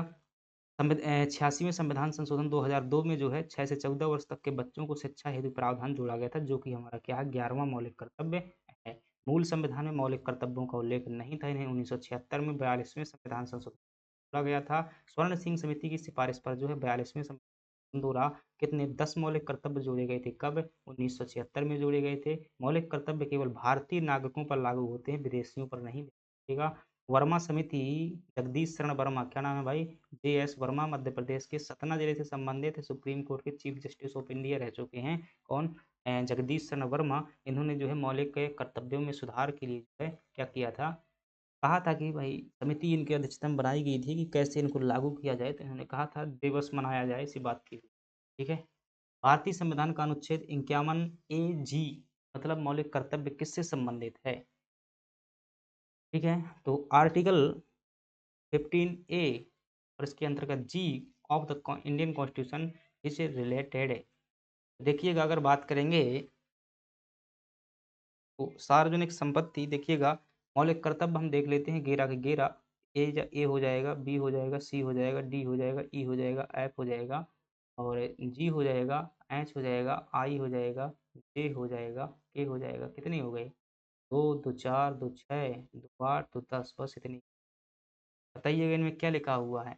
ए में जो क्या है आपका एंथम है, एंथम, नेशनल एंथम यानी कि जो राष्ट्रगीत वगैरह हैं, ये चीज़ें लिखी हुई हैं, राष्ट्रगीत, राष्ट्रगान, इनका और संविधान का क्या करोगे, सम्मान करोगे। बी का मतलब क्या होता है, ब्रेव, ब्रेव, ब्रेव मतलब क्या होते हैं, बहादुर। और बहादुर कौन होते हैं, जो देश की स्वतंत्रता में सहयोग किया हुआ है। देश के जो स्वतंत्रता सेनानी थे उनकी क्या करना, अपने दिल में इज्जत करना और उनके जो भी है उनके विचारों को अपने क्या करना, मन में बसाए रखना। ये बात कहाँ लिखी हुई, दूसरे। तीसरे में लिखा हुआ है क्या, सी। सी का मतलब क्या होता है, सी का मतलब करेंसी तो नहीं है भाई, पत्ते की सुरक्षा। ठीक है, तो सी का मतलब, और डी का मतलब मुझको भी भूल रहे हैं, अपन उत्तर देख लेते हैं, ज़्यादा बेटर रहेगा। प्राकृतिक पर्यावरण, तो जी का मतलब क्या होता है, जी का मतलब भाई ग्रीन है। ठीक है, जी का मतलब क्या है, ग्रीन है। और ग्रीन क्या होता है, हरा होता है, हरी क्या होती है, प्रकृति होती है। प्राकृतिक पर्यावरण का संरक्षण जो है कहाँ पर दिया गया है, डी में। डी का मतलब क्या है, डिफेंस। तो यहाँ पर जो है डी में लिखा हुआ देश की रक्षा करना और आवाहन किए जाने पर देश का सहयोग करना। ठीक है। एफ का मतलब क्या है, फैंसी कल्चर। फैंसी कल्चर मतलब देश की जो हमारा कल्चर है, हमारी संस्कृति है, उसको बनाए रखना। और जी का मतलब क्या हो जाएगा, ग्रीन हो जाएगा। एच का मतलब क्या हो जाएगा, एच का मतलब हाईएस्ट लेवल, यानी कि उत्कृष्ट की ओर आगे बढ़ना। ठीक है, तो ऐसे करके आप क्या कर सकते हैं, एक मैन कीवर्ड को पकड़िएगा और इससे क्या कर सकते हैं, लगभग ऑप्शन देख करके उत्तर लगा पाएंगे आप। ठीक है, जैसे यहाँ पर आपको जी का मतलब क्या पता है, ग्रीन पता है, ग्रीन से जो है आप क्या समझ जाएंगे, प्राकृतिक पर्यावरण की बात कर रहा है। वैज्ञानिक दृष्टिकोण भी आई में है, लेते हैं। तो आपको उत्तर क्या हो जाएगा, प्राकृतिक पर्यावरण सही होगा। कहाँ पर दिए हुए हैं मौलिक कर्तव्य, भाग 4 का में दिए हुए हैं। 51 जी जो अनुच्छेद हैं इसके अनुसार वन, झीलों, नदियों और वन्य जीवों सहित प्राकृतिक पर्यावरण की रक्षा करना नागरिक का क्या हो, कर्तव्य होगा। 51 एच में क्या दिया हुआ है, वैज्ञानिक दृष्टिकोण। देखिए मैं यहाँ से जो शब्द पकड़ा हुआ है, एच से मतलब ह्यूमनिटी, ह्यूमनिटी यानी कि मानववाद, ह्यूमनिज्म बोलते हैं। ठीक है, तो एच का मतलब क्या है, ह्यूमनिज्म यानी कि मानववाद जो है ज्ञान अर्जन की भावना विकास की बात करता है। आई जो है आई आर्टिकल है जो मौलिक कर्तव्यों के अंतर्गत, उसमें क्या, आई का मतलब क्या होता है, इनकम। ठीक है, इनकम क्या हो जाएगी, संपत्ति। इनकम से क्या होगी, संपत्ति बनेगी। तो ऐसा जो क्या कर सकते हैं। और बी में क्या लिखा हुआ है, बी का मतलब देखा था अपन ने, ब्रेव। ब्रेव का मतलब क्या होता है, बहादुर। स्वतंत्रता आंदोलन को प्रेरित करने वाले उच्च दर्शनों को संजोए रखना, संजोने का आह्वान करना, यानी कि जो भी हमारे स्वतंत्रता सेनानी थे उनके विचारों को दिमाग में, दिल में बसाए रखना, उनकी इज्जत। मौलिक अधिकार जो है, मौलिक अधिकार कर्तव्य जो है अबाध योग्य हैं, क्या है, यानी कि नॉन जस्टिसेबल हैं। यानी कि इसका मतलब ये होता है कि अगर इनका गवर्नमेंट लागू नहीं करती है तो न्यायालय में जो मांग नहीं कर सकते, जैसे कि मौलिक अधिकारों की। मौलिक कर्तव्यों के संदर्भ में निम्नलिखित में से कौन सा कथन क्या है, सत्य है। Which of the following statement is true regarding to the fundamental duties, इन्हें सोवियत संघ से ग्रहण किया गया है, बिल्कुल सही बात है। दूसरी बात, इनका उल्लंघन होने पर जो है दंड का स्पष्ट संवैधानिक प्रावधान है, ये बात गलत है, कोई संवैधानिक प्रावधान नहीं। स्वर्ण सिंह समिति ने 10 मौलिक कर्तव्यों को सुझाव दिया था, बिल्कुल सही बात है। वर्तमान में कितने हैं, आप क्या कहेंगे, 11 हैं। यह भाग जो है 3 के अंतर्गत मौलिक अधिकारों का हिस्सा है। ये बात भी तो क्या कि गलत है। देखिए, इनका उल्लंघन होने पर दंड का स्पष्ट संवैधानिक प्रावधान है। ऐसा कहीं नहीं लिखा हुआ कि मौलिक कर्तव्यों को उल्लंघन करेंगे तो आपको ये सजा होगी। ठीक है, क्या कह रहा है? सजा मतलब सत्य पूछ रहा है आपसे, यानी कि एक कथन सत्य है, कोई और एक गलत है क्या भाई? स्वर्ण सिंह समिति ने ये भी बात भाई गलत लिखी हुई, ठीक है? क्योंकि मुझे जहाँ तक याद है तो 14 मौलिक कर्तव्य जो है इन्होंने क्या किए हुए थे, सुझाए हुए थे। हालाँकि गवर्नमेंट ने क्या किया था, 10 जो है लागू किए। ये भी जो है मामला क्या हो जाएगा, गलत हो जाएगा। देख लेते हैं उत्तर।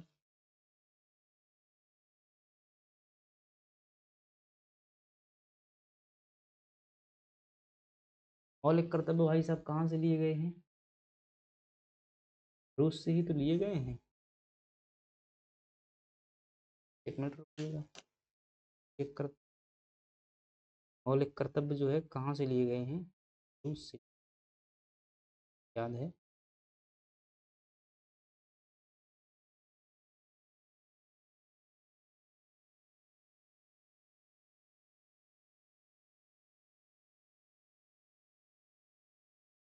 कौन सा सही है? तो आपका क्या हो जाएगा? ऑप्शन ए जो है हो जाएगा। और ये क्या हो जाएगा? गलत हो जाएगा, क्योंकि ये 10 भाई सरकार ने लागू किए हुए थे, इतने तो नहीं थे, ठीक है? 10 नहीं थे, ये सरकार ने जो है क्या है लागू किए हुए थे, इतने नहीं बताए हुए। चलिए देख लेते हैं, व्याख्या आपको समझ में आ जाएगा। इन्हें सोवियत संघ से जो है लिया गया, ये बात सही लिखी हुई है, बाकी सब चीज़ें गलत लिखी हुई हैं। मौलिक कर्तव्यों की प्रकृति जो स्रोत देखिएगा, भारतीय संविधान में जो मौलिक कर्तव्य पूर्व सोवियत संघ की प्रेरणा से लिए गए थे। स्वर्ण सिंह समिति ने वास्तव में केवल 8 कर्तव्यों को क्या किया था, सुझाव दिया था, लेकिन 10 सरकार ने जोड़े हुए थे। संविधान इनके उल्लंघन पर दंड नहीं दे सकता है, लेकिन संसद कानून बनाकर निर्धारित कर सकती है, यानी कि ऐसा कानून बनाया जा सकता है। ये जो है नैतिक प्रवृत्ति के हैं, नागरिक और दोनों प्रकार के दायित्व हैं। जापान संभवतः एकमात्र ऐसा लोकतांत्रिक देश है जिसके संविधान में नागरिकों के कर्तव्यों की सूची दी गई। ठीक है, तो ये हो जाएगा आपका जवाब। चलिएगा आगे बढ़ जाते हैं, जिसमें आपसे पूछा जा रहा है कि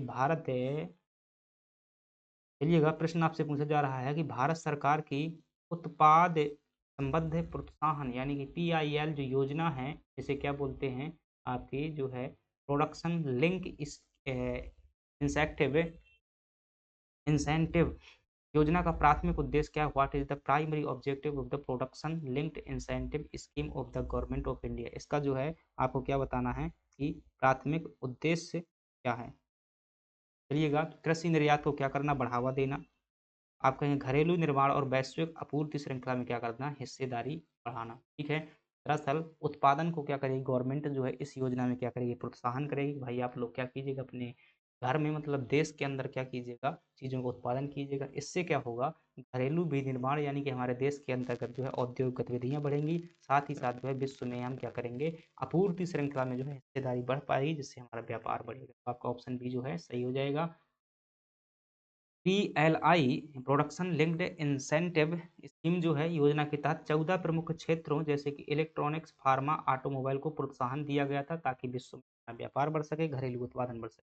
मेक इन इंडिया स्कीम जो 2.0 है, अब 27 क्षेत्रों पर क्या कर रही है? ध्यान केंद्रित कर रही है। 2014 की है ये, 25 सितंबर 2014 की योजना है। मेक इन इंडिया 2.0 अलग है, ये बाद में आई, जिसमें विनिर्माण क्षेत्र, सेवा दोनों शामिल हैं।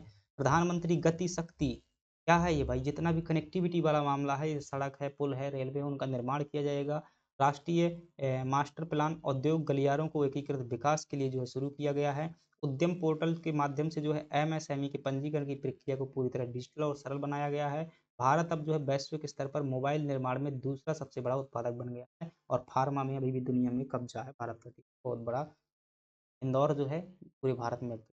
MSME की नई परिभाषा 2020 के अनुसार जो है लघु उद्यम के लिए निवेश की सीमा क्या है? स्मॉल इंटरप्राइज जो होते हैं उनके लिए निवेश की सीमा आप कहेंगे 10 करोड़ रुपए। सूक्ष्म उद्यम होते हैं वो क्या होते हैं? आपके 1 करोड़ तक के होते हैं। जो लघु उद्यम होते हैं वो कितने हैं आपके? According to the new definition of MSME micro small medium enterprises 2020 के तहत जो है what is the investment limit for a small enterprises? देखिएगा, माइक्रो के पूछे तो 1 करोड़ बताएंगे, स्मॉल के पूछेंगे 10 करोड़ बताएंगे। चलिएगा, सूक्ष्म लघु और मध्यम उद्यमों का नया वर्गीकरण निवेश और टर्नओवर दोनों पर आधारित है। सूक्ष्म की अगर बात करेंगे तो 1 करोड़ से लेकर के 5 करोड़ रुपए तक की जो क्या है सूक्ष्म उद्यम कहेंगे। अगर पैसा का वहाँ पर निवेश जो क्या है 10 करोड़ से लगा के 50 करोड़ तक उसे लघु उद्योग कहेंगे। मध्यम उद्योग वह होगा जहाँ पर 50 करोड़ से लेकर 250 करोड़ तक की संपत्ति होगी। और इसके बाद चैंपियन पोर्टल जो है एमएसएमई क्षेत्र की शिकायतों के समाधान और सहायता के लिए शुरू किया गया था। एमएसएमई क्षेत्र भारत के कुल निर्यात में लगभग समझ रहे हो ना एमएसएमई में कितना बड़ा योगदान है तो आप क्या कहेंगे लगभग आधा योगदान एमएसएमई का छोटे उद्योगों का है। औद्योगिक क्रांति जो 4.0 है इंडस्ट्रियल 4.0 का मुख्य आधार स्तंभ कौन सा है आप क्या बताएंगे कि जो औद्योगिक क्रांति 4.0 है इसका मुख्य उद्देश्य स्तंभ कौन सा है जो 4.0 दरअसल ये जो संबंधित इंटरनेट INTER जो इंटरनेट होता है और प्लस जो है डिजिटल टेक्नोलॉजी इस पर जो क्या है ये बेस्ड गलत लिखा हुआ जेड आता है आई थिंक क्या आता है डिजिटल डिजिटल टेक्नोलॉजी और इंटरनेट पर आधारित है क्या औद्योगिक क्रांति 4.0 आपके इंजन का उपयोग भाई सब क्यों करेगी बड़े पैमाने पर बिजली उत्पादन ठीक है कहीं हद तक देख सकते हैं इंटरनेट ऑफ थिंग्स और डेटा एक्सचेंज ये जो है ज़्यादा बेटर हो जाएगा देख लेते हैं चलिएगा अगली बात सही है ये सही हो जाएगा आपका IoT जो इंटरनेट ऑफ थिंग्स किसे कहते हैं जो क्या होते हैं भाई भौतिक जो उपकरण होते हैं टीवी पंखा एसी कूलर गेट वेट इसको अगर मोबाइल के माध्यम से इंटरनेट के माध्यम से कंट्रोल किया जाए तो क्या है इंटरनेट ऑफ थिंग्स है भविष्य का घर इसे कहा जाता है इंडस्ट्री 4.0 में साइबर फिजिकल सिस्टम और क्लाउड कंप्यूटिंग AI जैसे का क्या किया गया उपयोग किया गया है open network for digital commerce से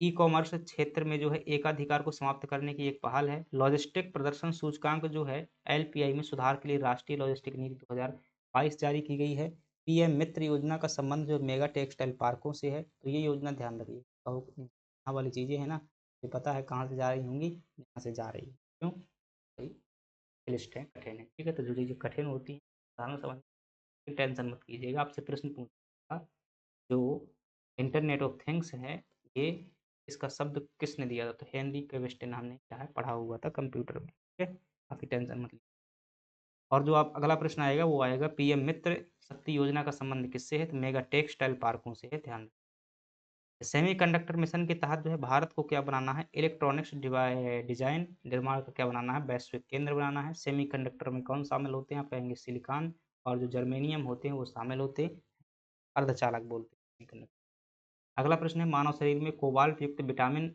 कौन सा है तो आज जो है हमने टॉपिक चेंज कर दिया है मानव शरीर इतना लगभग पूरा कर दिया है पोषण वाला जो है क्वेश्चन पोषण वाले टॉपिक न्यूट्रिशन तो कोबाल्ट युक्त विटामिन कौन सा है विच is the cobalt content vitamin in the human body तो आप क्या कहेंगे जो विटामिन B12 है वो क्या है ये आपकी किससे संबंधित है कोबाल्ट से संबंधित है विटामिन B6 क्या होती है पाइरिडक्सिन होती है विटामिन B1 क्या होती है क्या होती है भाई राइबोफ्लाविन बोलते हैं क्या इसको ठीक है ये तो राइबोफ्लाविन ही बोलते होंगे विटामिन B1 को राइबोफ्लाविन B6 को पाइरिडॉक्सिन लिख देता हूँ गलत हो तो आप देख राइबोफ्लाविन राइबोफ्लाविन ठीक है मैं बोलता जाता हूँ लिखने में आता है विटामिन B6 जो होगी वो क्या होगी पाइरिडॉक्सिन कहेंगे और विटामिन B12 वो क्या कहेंगे साइनोकोबालामिन ठीक है इसी को बोल देते हैं विटामिन B2 क्या कहेंगे वेरी वेरी रोग जो है विटामिन B2 से होता चलिएगा देख लेते हैं विटामिन B12 मानव शरीर में जो है जुड़े देखिएगा विटामिन B12 का रासायनिक नाम क्या होता है साइनोकोबालामिन होता है जो रक्त निर्माण में क्या होती है सहायक होती है विटामिन B1 को देख कर लिख दिया ना तो विटामिन B1 को क्या बोलते हैं थायमीन बोलते हैं ठीक है थायमीन बोलते हैं और विटामिन B2 को क्या बोलते हैं राइबोफ्लाविन बोलते हैं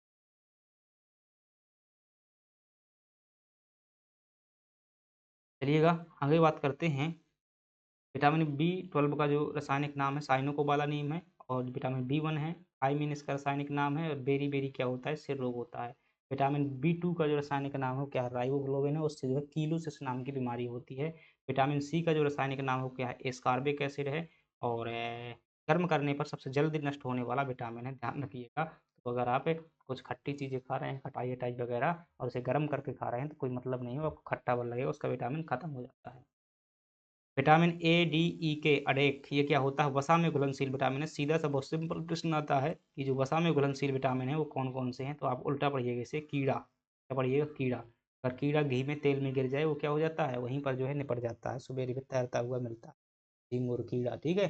कीड़ा पढ़िएगा ऐसा, कीड़ा क्या होता है? वसा, मतलब घी जो होता है, तेल होता है, वसा होता है, फैट होता है, ठीक है? तो वहाँ पर जो है मर जाएगा वो। जबकि जो भीसी होता है, ये मेरे सर थे जिनका नाम था भालचंद, तो याद करवाए 12वीं के टाइम, भालचंद, मैं हूँ, पानी में बहुत तैरता हूँ, मुझे बहुत खुशी पानी में, ठीक है? तो ये बी विटामिन है, जल में घुलनशील विटामिन होता है। गोल्डन राइस जो है चावल में हम सामान्यतः कार्बोहाइड्रेट पाया जाता है, लेकिन जो नए प्रकार का चावल बनाया गया है जीन परिवर्तित करके, तो उसमें क्या मिलता है? विटामिन ए मिलता है, जिसे आनुवांशिक रूप से तैयार किया गया है। अगली बात करते हैं, क्वाशियोरकर जो रोग होता है मुख्य रूप से किसकी कमी से होता है, किस कमी के कारण होता है? Kwashiorkor disease mainly caused by the deficiency of, आप क्या कहेंगे कि प्रोटीन की कमी से होता है? क्वाशियोरकर कहें या मरास्मस कहें, ये दोनों रोग क्या होते हैं? प्रोटीन की कमी से होते हैं। और कार्बोहाइड्रेट की कमी से डिमेंशिया होता है। डिमेंशिया क्यों? आँखी वगैरह आने लगती है। कार्बोहाइड्रेट एनर्जी होती है, एनर्जी की कमी से क्या होता है? कमजोरी हो जाती है, चक्कर आने लगते हैं। विटामिन की कमी से क्या होते हैं? बहुत से रोग होते हैं। कौन-कौन से होते हैं? कुछ बता दीजिएगा। जैसे रतौंधी होता है, एनीमिया होता है, रक्त का थक्का जमना। आयोडीन की कमी से कौन सा रोग होता है? आप क्या बताएँगे? घेंघा रोग होता है, गर्दन जो है बाहर निकल आती है। प्रोटीन की जो है अत्यधिक कमी से क्या होता है? बच्चों में क्वाशियोरकर और मरासमस नाम का रोग जो है हो जाता है। आयोडीन की कमी से कौन-सा रोग होता है? गोइटर या घोंघा रोग होता है। मानसिक मंदता भी हो सकती है, ठीक है? तो नमक भाई खाते रहिएगा, कम नमक मत खाइएगा, वरना क्या हो जाएगा? गर्दन आपकी बाहर निकल आएगी, मानसिक मंदता हो जाएगी, जो याद करोगे भूल जाएगा, ठीक है? तो कभी भी मैं एक बात बताता हूँ कि बायोलॉजी जब भी पढ़ो आप, बायोलॉजी खास तौर से डिसीज़ वाला टॉपिक पढ़ो और विटामिन वाला, आपको पढ़ने में ऐसा लगेगा भाई साहब खाता हूँ यार, मतलब पूरी बीमारी मेरे अंदर ही होंगी, लेकिन टेंशन मत लीजिए भाई, जैसा आपका खाना-पीना होता है, उस हिसाब से आपका शरीर जो है, शरीर के पास में खुद प्राकृतिक होती है, हर कुछ वो चीज़ क्या है मेंटेन करता रहता है। अब बहुत ज़्यादा टेंशन में नहीं, वरना विटामिन पढ़ोगे जब, मैं ही पढ़ाऊँगा तो कहोगे अरे यार हम क्या खाते हैं? कुछ नहीं खाते हैं, ठीक है? सब कुछ खाते हो। जैसे लोहे लोहे की कमी से जो है एनीमिया रक्तपालता होता है, जो भारत में महिलाओं को आम बात है। मुझे हँसी इस बात से आ गई कि एक बच्ची वो नर्सिंग करती थी। क्या करती थी? एक नर्सिंग करती थी और वो क्या कहा कि वो ज़्यादा करके मतलब अपन लोग क्या बनाते हैं, जैसे कि खाना जब बनाते थे तो एल्यूमीनियम की जो कढ़ाई होती है उसमें बनाते थे, और वो लोग क्या करते थे लोहे की कढ़ाई में जो ज़्यादा खाना बनाते, वज़न क्यों उठाते रहते फालतू में? कहा कि ऐसा नहीं होता, हमारे कहते थे कि लोहे की कढ़ाई में बनाने से क्या होता है, वो आयरन मिलता है ज़्यादा। कि भाई ये आयरन अलग होता है, वो आयरन अलग होता है, ये पोषक तत्व है रावण, वो लोहा ऐसे तो क्या है भाई, लोहे की सरिया मिल जाओगे खा जाओगे क्या? खा लेना किसकी कमी होती है आपके अंदर, जब खून ही खून हो जाएगा। ब्लड में जो आयरन होता है, ठीक है, जो भी लोहा मिले घर में खाते रहिए, दाँत ऊपर से टूट जाएँगे, ठीक है, दाँत नहीं तोड़ना है। तो समझाया कि भाई ये चीज़ें अलग होती हैं, वो अलग है। विटामिन डी की कमी से बच्चों में कौन-सा रोग हो जाता है? रिकेट्स रोग हो जाता है, ठीक है? बहुत लोगों को होता है सूखा, बहुत बच्चा जो है कमज़ोर हो जाता है। और वयस्कों में कौन-सा होता है? ऑस्टियोमलेसिया, हड्डियाँ कमज़ोर हो जाती हैं, छिद्र-छिद्र से हो जाते हैं, भंगुर हो जाते हैं। फ्लोरोसिस रोग जो है पानी में जो है फ्लोराइड नामक जो गंदगी होती है, तो जल प्रदूषण से जो होने वाला ये रोग है, और जो दाँतों को क्या कर देता है? दाँतों और हड्डियों को प्रभावित करता। चलिएगा, अगली बात करिएगा। दूध को पूर्ण आहार माना जाता है। क्या मानते हैं? दूध को जो है पुराने ज़माने के जो लोग थे, घी दूध को जो है प्राथमिकता देते थे। क्यों? क्योंकि दूध को जो है पूर्ण आहार माना जाता है, लेकिन इसमें किन पोषक तत्वों की कमी होती है? तो milk was considered a complete diet but it is deficient in which nutrients, मतलब कौन-सा पोषक तत्व जो है नहीं पाया जाता है, डेफिशिएंट होता है, कम होता है वो। 2 चीज़ें, आप कहेंगे इसमें विटामिन और आयरन नहीं पाया जाता, बाकी दूध में सब कुछ पाया जाता है। विटामिन खट्टे उसमें पाया जाता है, और आयरन जो है ज़्यादा करके हरी चीज़ों में पाया जाता, ठीक है? तो कैल्शियम, प्रोटीन कहाँ मिलेगा? दूध में खूब मिल जाएगा, विटामिन डी और फास्फोरस भी मिल जाएगा, लैक्टोज़ शर्करा ये होती है दूध में प कई बार ये प्रश्न सीधा-सा आ जाता है, दूध में पाई जाने वाली शर्करा कौन-सी है? क्या बताएँगे?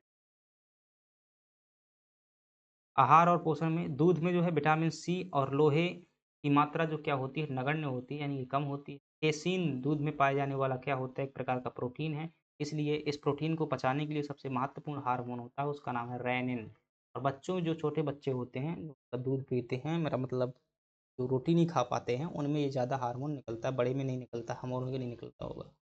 कौन सा हार्मोन? रेनिन नाम का हार्मोन नहीं होता, एंजाइम होता है, अमाशय में निकलता है, जिसके कारण जो इसका रंग क्या होता है? सफ़ेद होता लैक्टोज जो है दूध में पाई जाने वाली क्या है, प्राकृतिक शर्करा है, कार्बोहाइड्रेट है। मानव शरीर में जो है 20 प्रकार के अमीनो एसिड की आवश्यकता होती है, जिनमें से 9 प्रकार के अनिवार्य हैं, और ये जो है मतलब है 10 प्रकार के जो अमीनो एसिड हैं ये लगभग शरीर में बन जाते हैं, ठीक है, शरीर में बनते हैं, लेकिन 10 प्रकार के जो है नहीं बनते हैं, बाहर से भोजन के रूप में जो क्या करना होता है, ग्रहण करना होता है। संतृप्त वसा का अधिक सेवन हृदय रोगों को खतरा बढ़ाता है, ठीक है। संतृप्त वसा जैसे जंतु वसा बोलते हैं, एनिमल फैट बोलते हैं। लोग सुअर उंगर खाते होंगे, सुअर जो ये वाला सुअर नहीं भाई, जंगली सुअर होता है उसमें बहुत चर्बी होती है, तो लोग वो खाते हैं तो उनमें का टेंशन रहता है। देखिएगा भाई करंट अफेयर को देख लीजिएगा तो फटाफट कि नारी शक्ति बंधन अधिनियम, ठीक है, नारी शक्ति बंधन अधिनियम 106वां संविधान संशोधन के तहत लोकसभा में महिलाओं के लिए कितने प्रतिशत आरक्षण का प्रावधान किया गया, what is the percentage of reservation for women in Lok Sabha under नारी शक्ति बंधन अधिनियम, जो कि 106वें संविधान संशोधन पूरा लाया गया। देखिएगा इसमें जो है 33% रिजर्वेशन की क्या की गई है, बात की गई। देखिएगा जब रिजर्वेशन की हम बात करते हैं, किसकी रिजर्वेशन की, और यहाँ पर कौन सा रिजर्वेशन पूछा जा रहा है, पॉलिटिकल रिजर्वेशन पूछा जा रहा है, तो थोड़ी सी हम चर्चा फिर से कर देते हैं। देखिएगा अगर आपसे पूछे लोकसभा में आरक्षण कहाँ पर दिया गया है, आपसे पूछे कि विधानसभा में आरक्षण कहाँ पर दिया गया है, और आपसे पूछे पंचायत में आरक्षण जो है कहाँ पर दिया गया है, आपसे पूछे नगर पालिका में जो है आरक्षण कहाँ पर दिया गया है। देखिएगा लोकसभा में बताएंगे आप अनुच्छेद में है, विधानसभा में जो है 332 में है, पंचायतों में कहाँ पर है, आप कहेंगे 243 डी में है, और नगर पालिकाओं में कहाँ पर है, 243 डी में है, ध्यान रखिएगा। अब इसी में जो है 330 के अंतर्गत ये प्रावधान किया जाएगा कि महिलाओं को जो है लोकसभा में कितना मिलेगा, 33% आरक्षण मिलेगा, और विधानसभा में 33% मिलेगा, और यहाँ पर जो है यहाँ पर भी जो है महिलाओं को मध्य प्रदेश 50% रिजर्वेशन देता है, ठीक है। एकमात्र राज्य मध्य प्रदेश में 50% रिजर्वेशन देता है महिलाओं को स्थानीय स्तर पर, ठीक है। तो ये 33% हो जाएगा। 106वां संविधान संशोधन अधिनियम विधेयक अधिनियम हो जाएगा आपका, जिसका नाम है नारी शक्ति बंधन अधिनियम, हाल ही में का। और क्या बताएंगे इसमें भाई, 15 वर्षों के लिए अभी लागू किया जाएगा, अभी लागू नहीं है, जो नए चुनाव हो गए, तो नई मतगणना के बाद जो है ये आरक्षण लागू होगा लोकसभा के नवीन चुनावों में, 15 वर्षों के लिए दिया जाएगा। अगर इतने में महिलाओं की स्थिति ठीक हो जाती है तो इसे क्या कर दिया जाएगा, खत्म कर दिया जाएगा। अगर नहीं होता है तो जैसे SC ST का आरक्षण बढ़ाया जा रहा है हर 10 वर्ष के लिए, इसे भी क्या किया जाएगा, आगे बढ़ाया जाएगा। चलिएगा आगे बढ़ जाते हैं। भारतीय संविधान में हालिया संशोधन जो 2024-25 करंट अफेयर 106वां संविधान संशोधन द्वारा जो है लोकसभा और राज्यसभा में विधानसभा में महिलाओं को 33% सीटें क्या की जाएंगी, आरक्षित की जाएंगी। यह आरक्षण जो है जनगणना और परिसीमन के बाद जो है लागू होगा। 101वां संशोधन जो है किससे संबंधित है, GST संबंधित, 101 का कन्यादान। 103वां संविधान संशोधन EWS से आरक्षण संबंधित है, 2019 से संबंधित है। संविधान का अनुच्छेद 324 क्या प्रावधान करता है, चुनाव आयोग के बारे में प्रावधान करता है।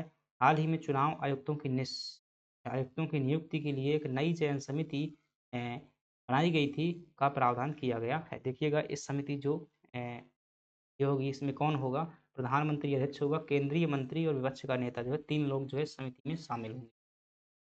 अगली बात करते हैं कि उच्चतम न्यायालय ने अनुच्छेद 370 को निरस्त करने के फैसले को बरकरार रखते हुए जम्मू कश्मीर में कब तक चुनाव कराने का निर्देश दिया था मतलब काफी पहले क्वेश्चन, तब इतना पुराना थोड़ी ना करंट अफेयर में आता है, फिर भी कर लीजिएगा भाई। When did the supreme court direct to hold election in Jammu Kashmir while upholding the decision to abrogate article 370, कब तक, सितंबर 2024 तक यानी कि चुनाव करवाने के लिए निर्देश दिया गया था। धारा 370 का जो है जम्मू कश्मीर में पहले लगी शांत कर दिया गया है। तो सुप्रीम कोर्ट ने जो है संवैधानिक पीठ का गठन किया। संवैधानिक पीठ कहाँ पर है, तो आप कहेंगे दे दें, इसमें भी है भाई 145 में जो है संवैधानिक पीठ का गठन किया गया, और सबसे बड़ी संवैधानिक पीठ केसवंत मामला 2023 के फैसले में अनुच्छेद 370 को हटाने की बात की गई थी। कोर्ट ने जम्मू कश्मीर को राज्य का दर्जा यथाशीघ्र बहाल करने की कोशिश की थी, और अनुच्छेद 35A को भी अनुच्छेद 370 के साथ निष्प्रभावी कर दिया गया था, यानी खत्म कर दिया गया था। वर्तमान में जो है भारत में 28 राज्य और 8 केंद्र शासित प्रदेश हैं। लद्दाख एक क्या केंद्र शासित प्रदेश है, जिसमें बिना विधानसभा के प्रशासन चलता है। ये चीज़ें हो जाएंगी। समान नागरिक संहिता जो यूनिफॉर्म सिविल कोड को लागू करने वाला देश का पहला राज्य, स्वतंत्रता के बाद पूछ रहा, देखिएगा पहले से गोवा में तो पहले से लागू है, लेकिन स्वतंत्रता के बाद पहला राज्य कौन सा है, विच है became the first state in country post independence to implement uniform civil code, ये कहाँ पर दिया हुआ है? आर्टिकल 44 में जो है दिया हुआ समान नागरिक संहिता। उत्तराखंड जो है ऐसा क्या है, पहला राज्य है जिसने 2024 में जो है 23-24 में से क्या किया है, लागू किया हुआ है किसे, समान नागरिक संहिता को। क्या होगा समान नागरिक संहिता में? अगर आप विवाह करेंगे तो मतलब जैसे ये है कि जितने भी कानून होते हैं वो क्या होंगे, हिंदुओं के लिए एक समान कानून होंगे, चाहे विवाह का कानून हो, चाहे उत्तराधिकार का कानून हो, चाहे वो लड़का लड़की सभी के लिए। इसी से तो क्या होता है भाई, चालू होता है ना कि वो लड़की भी क्या ले सकती है, पिता की संपत्ति पर अधिकार ले सकती है, सभी के लिए समान अधिकार होंगे, ये देख लेते हैं। उत्तराखंड जो है पहला राज्य हो जाएगा। उत्तराखंड विधानसभा ने फरवरी 2024 में यूसीसी यानी कि यूनिफॉर्म सिविल कोड समान नागरिक संहिता विधेयक पारित किया था, जो विवाह, तलाक और विरासत के जो है समान नियम लागू करता है। गोवा में जो है पुर्तगाली नागरिक संहिता जो है पहले से ही लागू है, ये यूसीसी पहले से ही लागू, जो कि स्वतंत्रता से पहले की है, स्वतंत्रता के बाद उत्तराखंड में। संविधान का अनुच्छेद 44 जो है पूरे देश में समान नागरिकता संहिता लागू करने का क्या देता है, निर्देश देता है।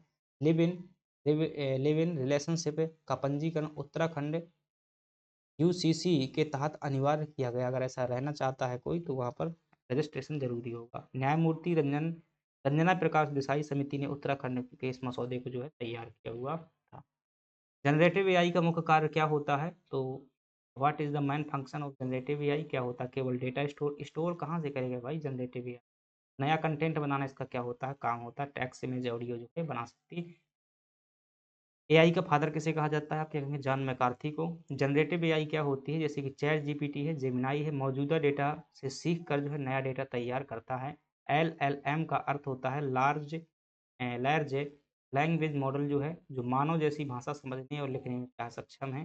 भारत जीपीटी जो है, भारत का अपना स्वदेशी भाषाई मॉडल विकसित करने की पहल है, ठीक है। जैसे मतलब चलते हैं ना चैट जीपीटी, गूगल जेमिनाई, ये चलते हैं, तो ऐसा भारत जो क्या कर रहा है, अपना बना रहा है, जैसे भारत जीपीटी कहा गया है। जीपीटी का मतलब क्या होता है?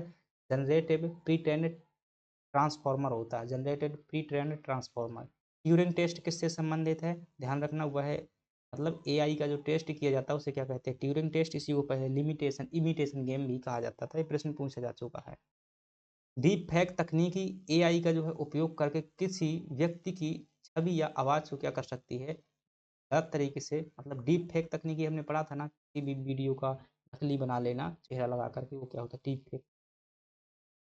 इसरो द्वारा विकसित अर्ध है मानवीय रोबोट हाल्फ ह्यूमनाइड का नाम क्या है, जो गगनयान मिशन के लिए तैयार किया गया? What is the name of the half humanoid robot developed by ISRO for the Gaganyaan mission? तो उसका नाम क्या है? आप कहेंगे व्योममित्रा है। रश्मि जो है हिंदी भाषा में बात करने वाली भारत की क्या पहली रोबोट है।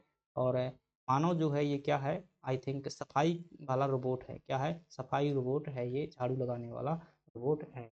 तो व्योममित्रा जो है इसरो द्वारा बनाया गया है। इसरो के बारे में ध्यान रखना, अगर स्थापना पूछे आप कब बताएंगे?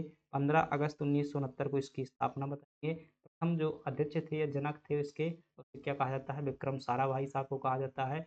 वर्तमान में अध्यक्ष जो है, ध्यान रखेंगे, वी नारायण स्वामी जो है, वी नारायण वर्तमान में क्या है, इसरो के अध्यक्ष हैं। इनका मुख्यालय कहाँ पर स्थित है?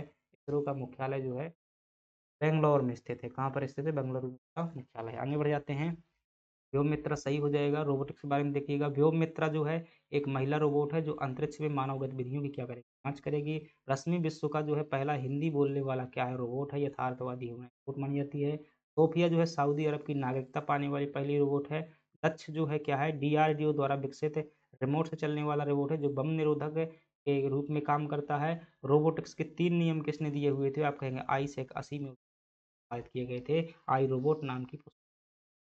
अगला प्रश्न है, रोबोटिक्स में एक्चुएटर का मुख्य कार्य क्या होता है? देखिएगा, जो उसकी बाहें होती है, रोबोटिक्स की जो बाह होती है, इसे मांसपेशी कहते हैं, ये गति प्रदान करने का मुख्यतः कार्य करता है। What is the main function an of an actuators in robotics? Robotics का मस्तिष्क जो है ये क्या करता है? माइक्रो प्रोसेसर जो होता है, माइक्रो प्रोसेसर, ये क्या करता है? मस्तिष्क के रूप में क्या करता है? काम करता है। रोबोट को गति प्रदान करना, क्या हो जाएगा? सही जवाब हो जाएगा। बाहरी वातावरण को महसूस करना, ये कौन होते हैं? सेंसर होते हैं जो कैमरे के रूप में कार्य करते हैं। डेटा को प्रोसेस करना, ये भी कौन हो जाएगा? माइक्रो प्रोसेसर हो जाएगा।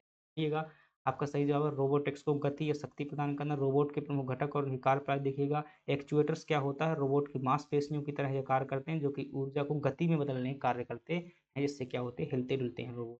सेंसर क्या होते हैं? रोबोट की ज्ञानेंद्रियों की तरह काम करते हैं, जैसे कैमरा और टच सेंसर। कंट्रोलर क्या होता है? रोबोट का मस्तिष्क होता है, जो सेंसर से प्राप्त जानकारी को प्रोसेस करता है। एंड इफेक्टर्स क्या होते हैं? ये कार्यवाहक उपकरण होते हैं।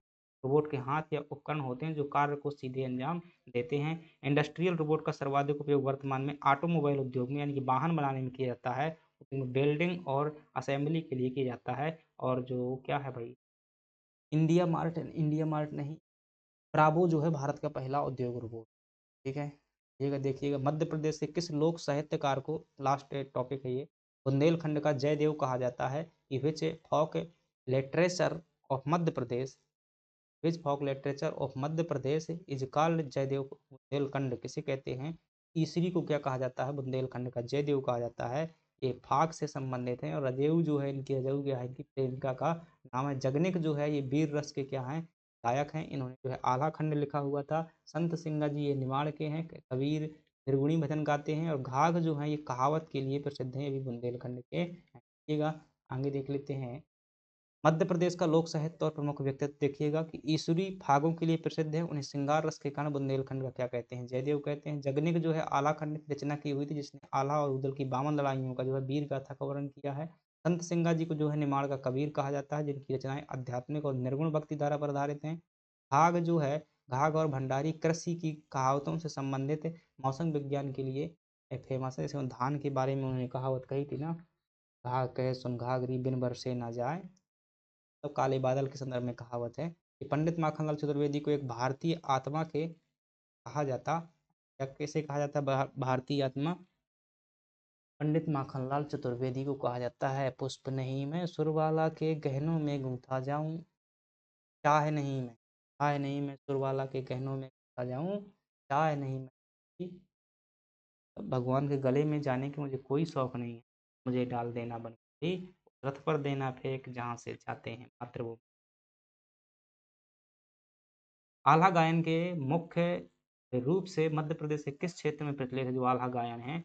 यह और यह किस रस से प्रधान है? तो आल्हा गायन is a mainly prevalent in which region of Madhya Pradesh, which रस इज ए डोमिनेंट। देखिएगा, एक जो व्यक्ति होता है ना, उसके शरीर में 9 प्रकार के रस होते हैं। क्या होते हैं? 9 प्रकार के। रस का मतलब किसी पदार्थ से नहीं है, मतलब रस का मतलब ये है, कुछ भी आपने सुना, देखा, खाया, पिया, जो उससे आनंद की अनुभूति होती है, ये क्या कहते हैं? रस कहते हैं। ठीक है, रस क्या होते हैं? आत्मा होती है एक प्रकार की, जो मतलब अच्छा लगता है ना, रस आता है। ठीक है, तो जैसे श्रृंगार रस होता है, रौद्र रस होता है, ऐसे कितने होते हैं? श्रृंगार, रौद्र, वीर, हास्य, ऐसे दुनिया के 9 रस होते हैं। 11 भी कई लोग बताते हैं, पढ़ेंगे तो उसमें 9 रस होते हैं।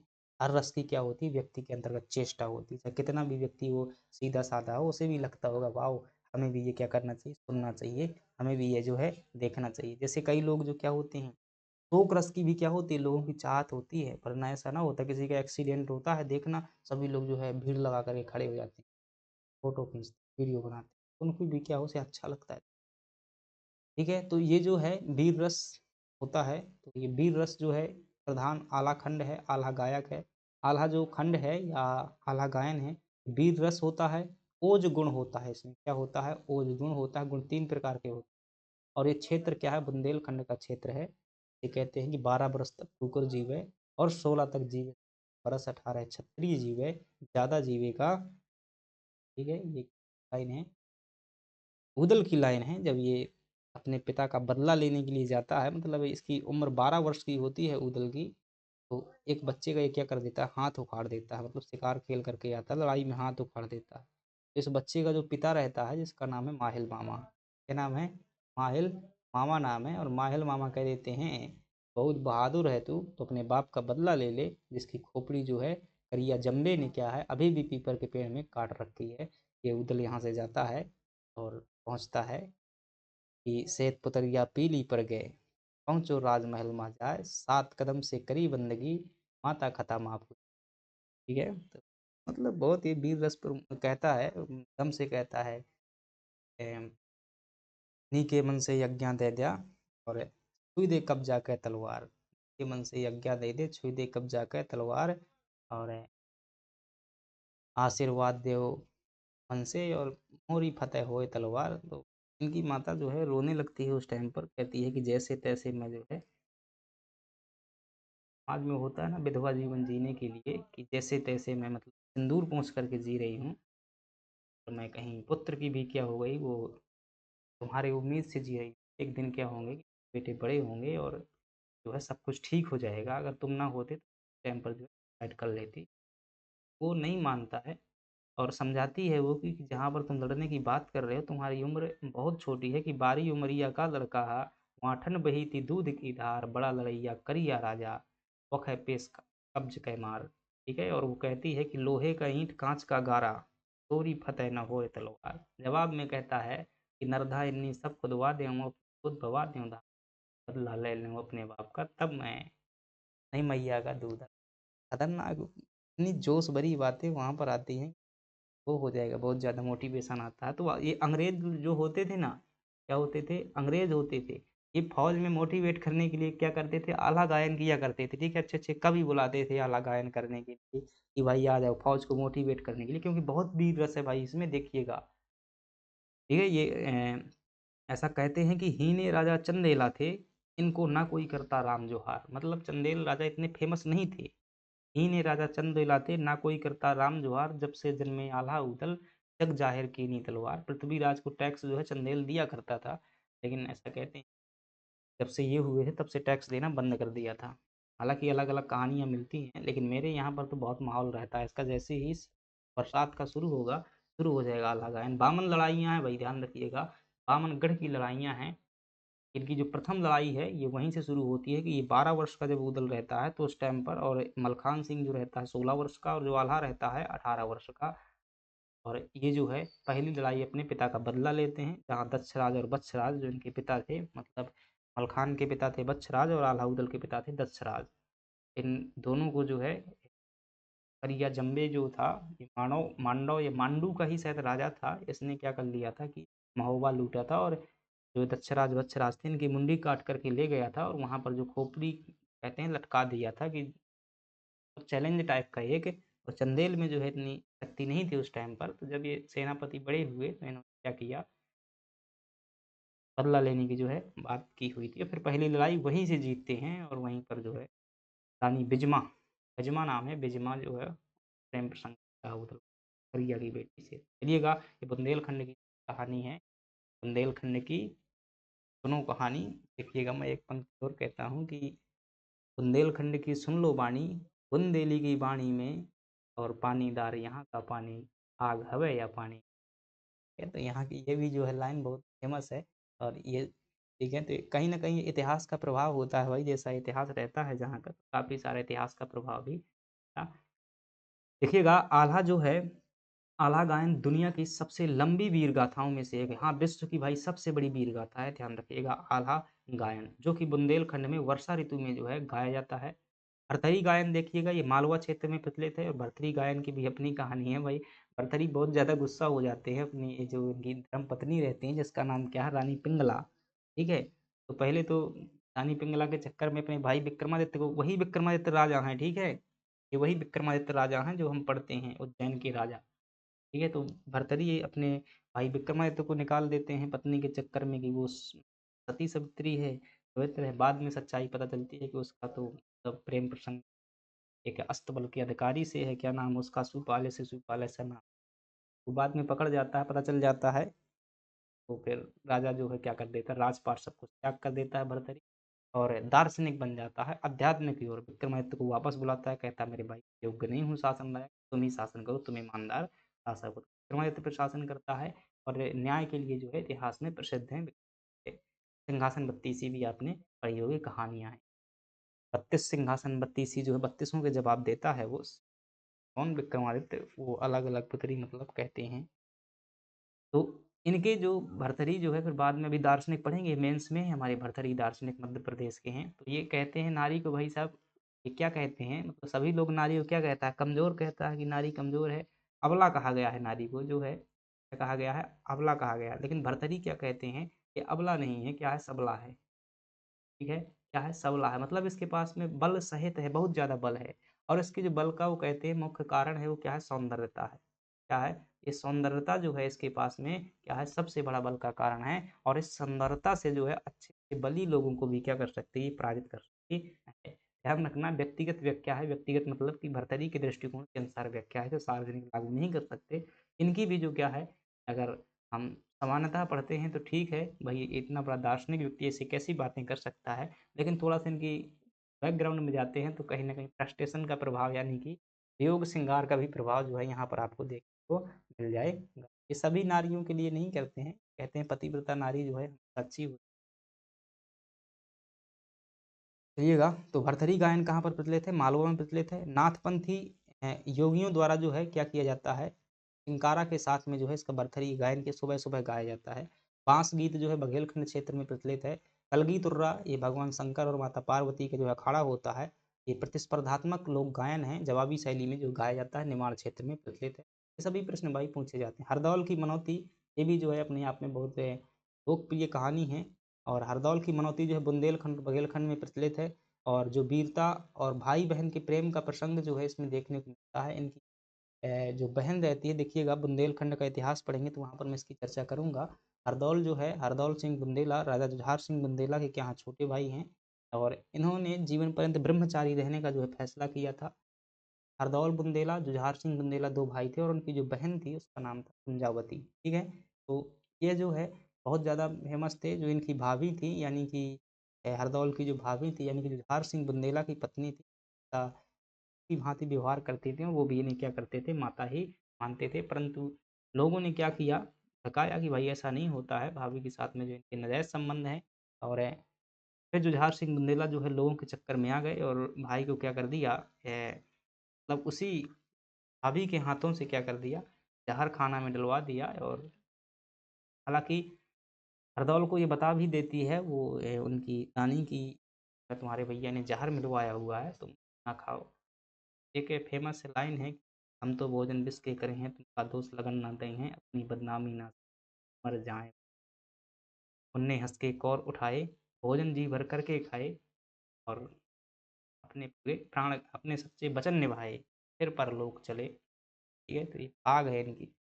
चलिएगा तो फिर बाद में जब कुंजा को पता चलता है तो इनकी बहन कुंजा आती है और यहाँ भी मतलब काफ़ी संवेगात्मक कहानी है। कुंजा आती है और जुझार सिंह से मिलने से वो मना कर देती है। जब कुंजा की बेटी की शादी होती है तो हमारे बुंदेलखंड में एक परंपरा है कि चीकट लेकर के जाना होता है। जब बहन की शादी होती है, बहन की मतलब बच्चों की शादी होती है यानी कि भांजों की शादी होती है, तो मामा क्या करता है चीकट लेकर के जाता है कुछ उपहार स्वरूप जो है कपड़े वगैरह और सीधा आटा सामान वगैरह लिया जाता है, दाल-वाल वगैरह और कुछ दौरी भी ले जाते हैं, तो ऐसी चीज़ें ले जाई जाती हैं और जो लड़की जो है भांवर के टाइम पर जो पीले कलर के वस्त्र पहनती है तो साड़ी भी कौन ले जाता है? मामा ही ले जाता है। ये परंपरा जो है होती है, तो ये परंपरा निभाने के लिए कुंजा जो है कहाँ आती है कि हरदौल के उसमें आती है जहाँ पर उसकी कब्र बनी होती है। उसके मृत्यु स्मारक होता है वहाँ पर आती है और निमंत्रण करके चली जाती है, वो जुझार सिंह को नहीं बुलाती है, ठीक है? तो हरदौल सिंह जो है आते हैं, सब कुछ चीज़ें मतलब एक आत्मा के रूप में आती हैं, सब कुछ एकदम से बहुत अच्छे तरीके से विवाह होता है, सब चीज़ों की पूर्ति होती है और ये मतलब टिकट के टाइम पर क्या किया जाता है, भाई को जो होता है, उससे जो है भेंट किया जाता है और उससे मतलब अपना संवेगात्मक उसमें जो है परंपरा होती है, बतासा खवाते हैं, दही खवाते हैं, चीज़ें होती हैं। लेकिन जब शादी हो रही होती है, लड़का कलेवा करने के लिए बैठता है, तो वो इस टाइम पर कहता है कि मैं जो है भोजन नहीं करूँगा जब तक कि मामा जो है हमें सामने से नहीं दर्शन दें। फिर कहते हैं कि हरदौल ने जो है वहाँ पर दर्शन भी किए हुए थे। तो ये कहानी है, आज भी लोग जो है हरदौल को क्या मानते हैं, देवता मानते हैं, जुझार सिंह को जो क्या करते हैं, ओरछा में देखना बहुत अच्छी इनकी कहानी है, निमाड़ी की थी ये। चलिएगा, भाई बहुत है जो है बातें हो जाती हैं। काठी जो है लास्ट प्रश्न है, काठी मध्य प्रदेश के किस क्षेत्र का प्रमुख लोक नृत्य है? तो Kathi is the main folk dance of which region of Madhya Pradesh ये कहाँ का हो जाएगा? निमाड़ क्षेत्र का जो है काठी एक प्रकार का डांस है, नृत्य है, प्रचलित है। निमाड़ क्षेत्र में देखेंगे तो काठी जो है निमाड़ का एक पारंपरिक नृत्य है जो माता पार्वती की पूजा से संबंधित है। राई जो है बुंदेलखंड का लोक नृत्य है, मध्य प्रदेश का भी राजकीय नृत्य है राई। मटकी जो है कहाँ का है? मालवा का लोक नृत्य है, ये एकल नृत्य है। ढोल की ताप पर किया जाता है। बधाई नृत्य भी क्या है, ये जन्म के अवसर पर होता है, जन्म विवाह पर किया जाता है। बधाई एक प्रकार की जो है ढोल की सुर होती है, ये बजाई जाती है बुंदेलखंड में, खास तौर से जन्म पर होती है। अगर किसी घर का जो बच्चा-बच्ची का जन्म होता तो पुआ को पूजने के लिए हमारे यहाँ पर जाते हैं, उसी को क्या बोलते हैं, बधाई बोलते हैं।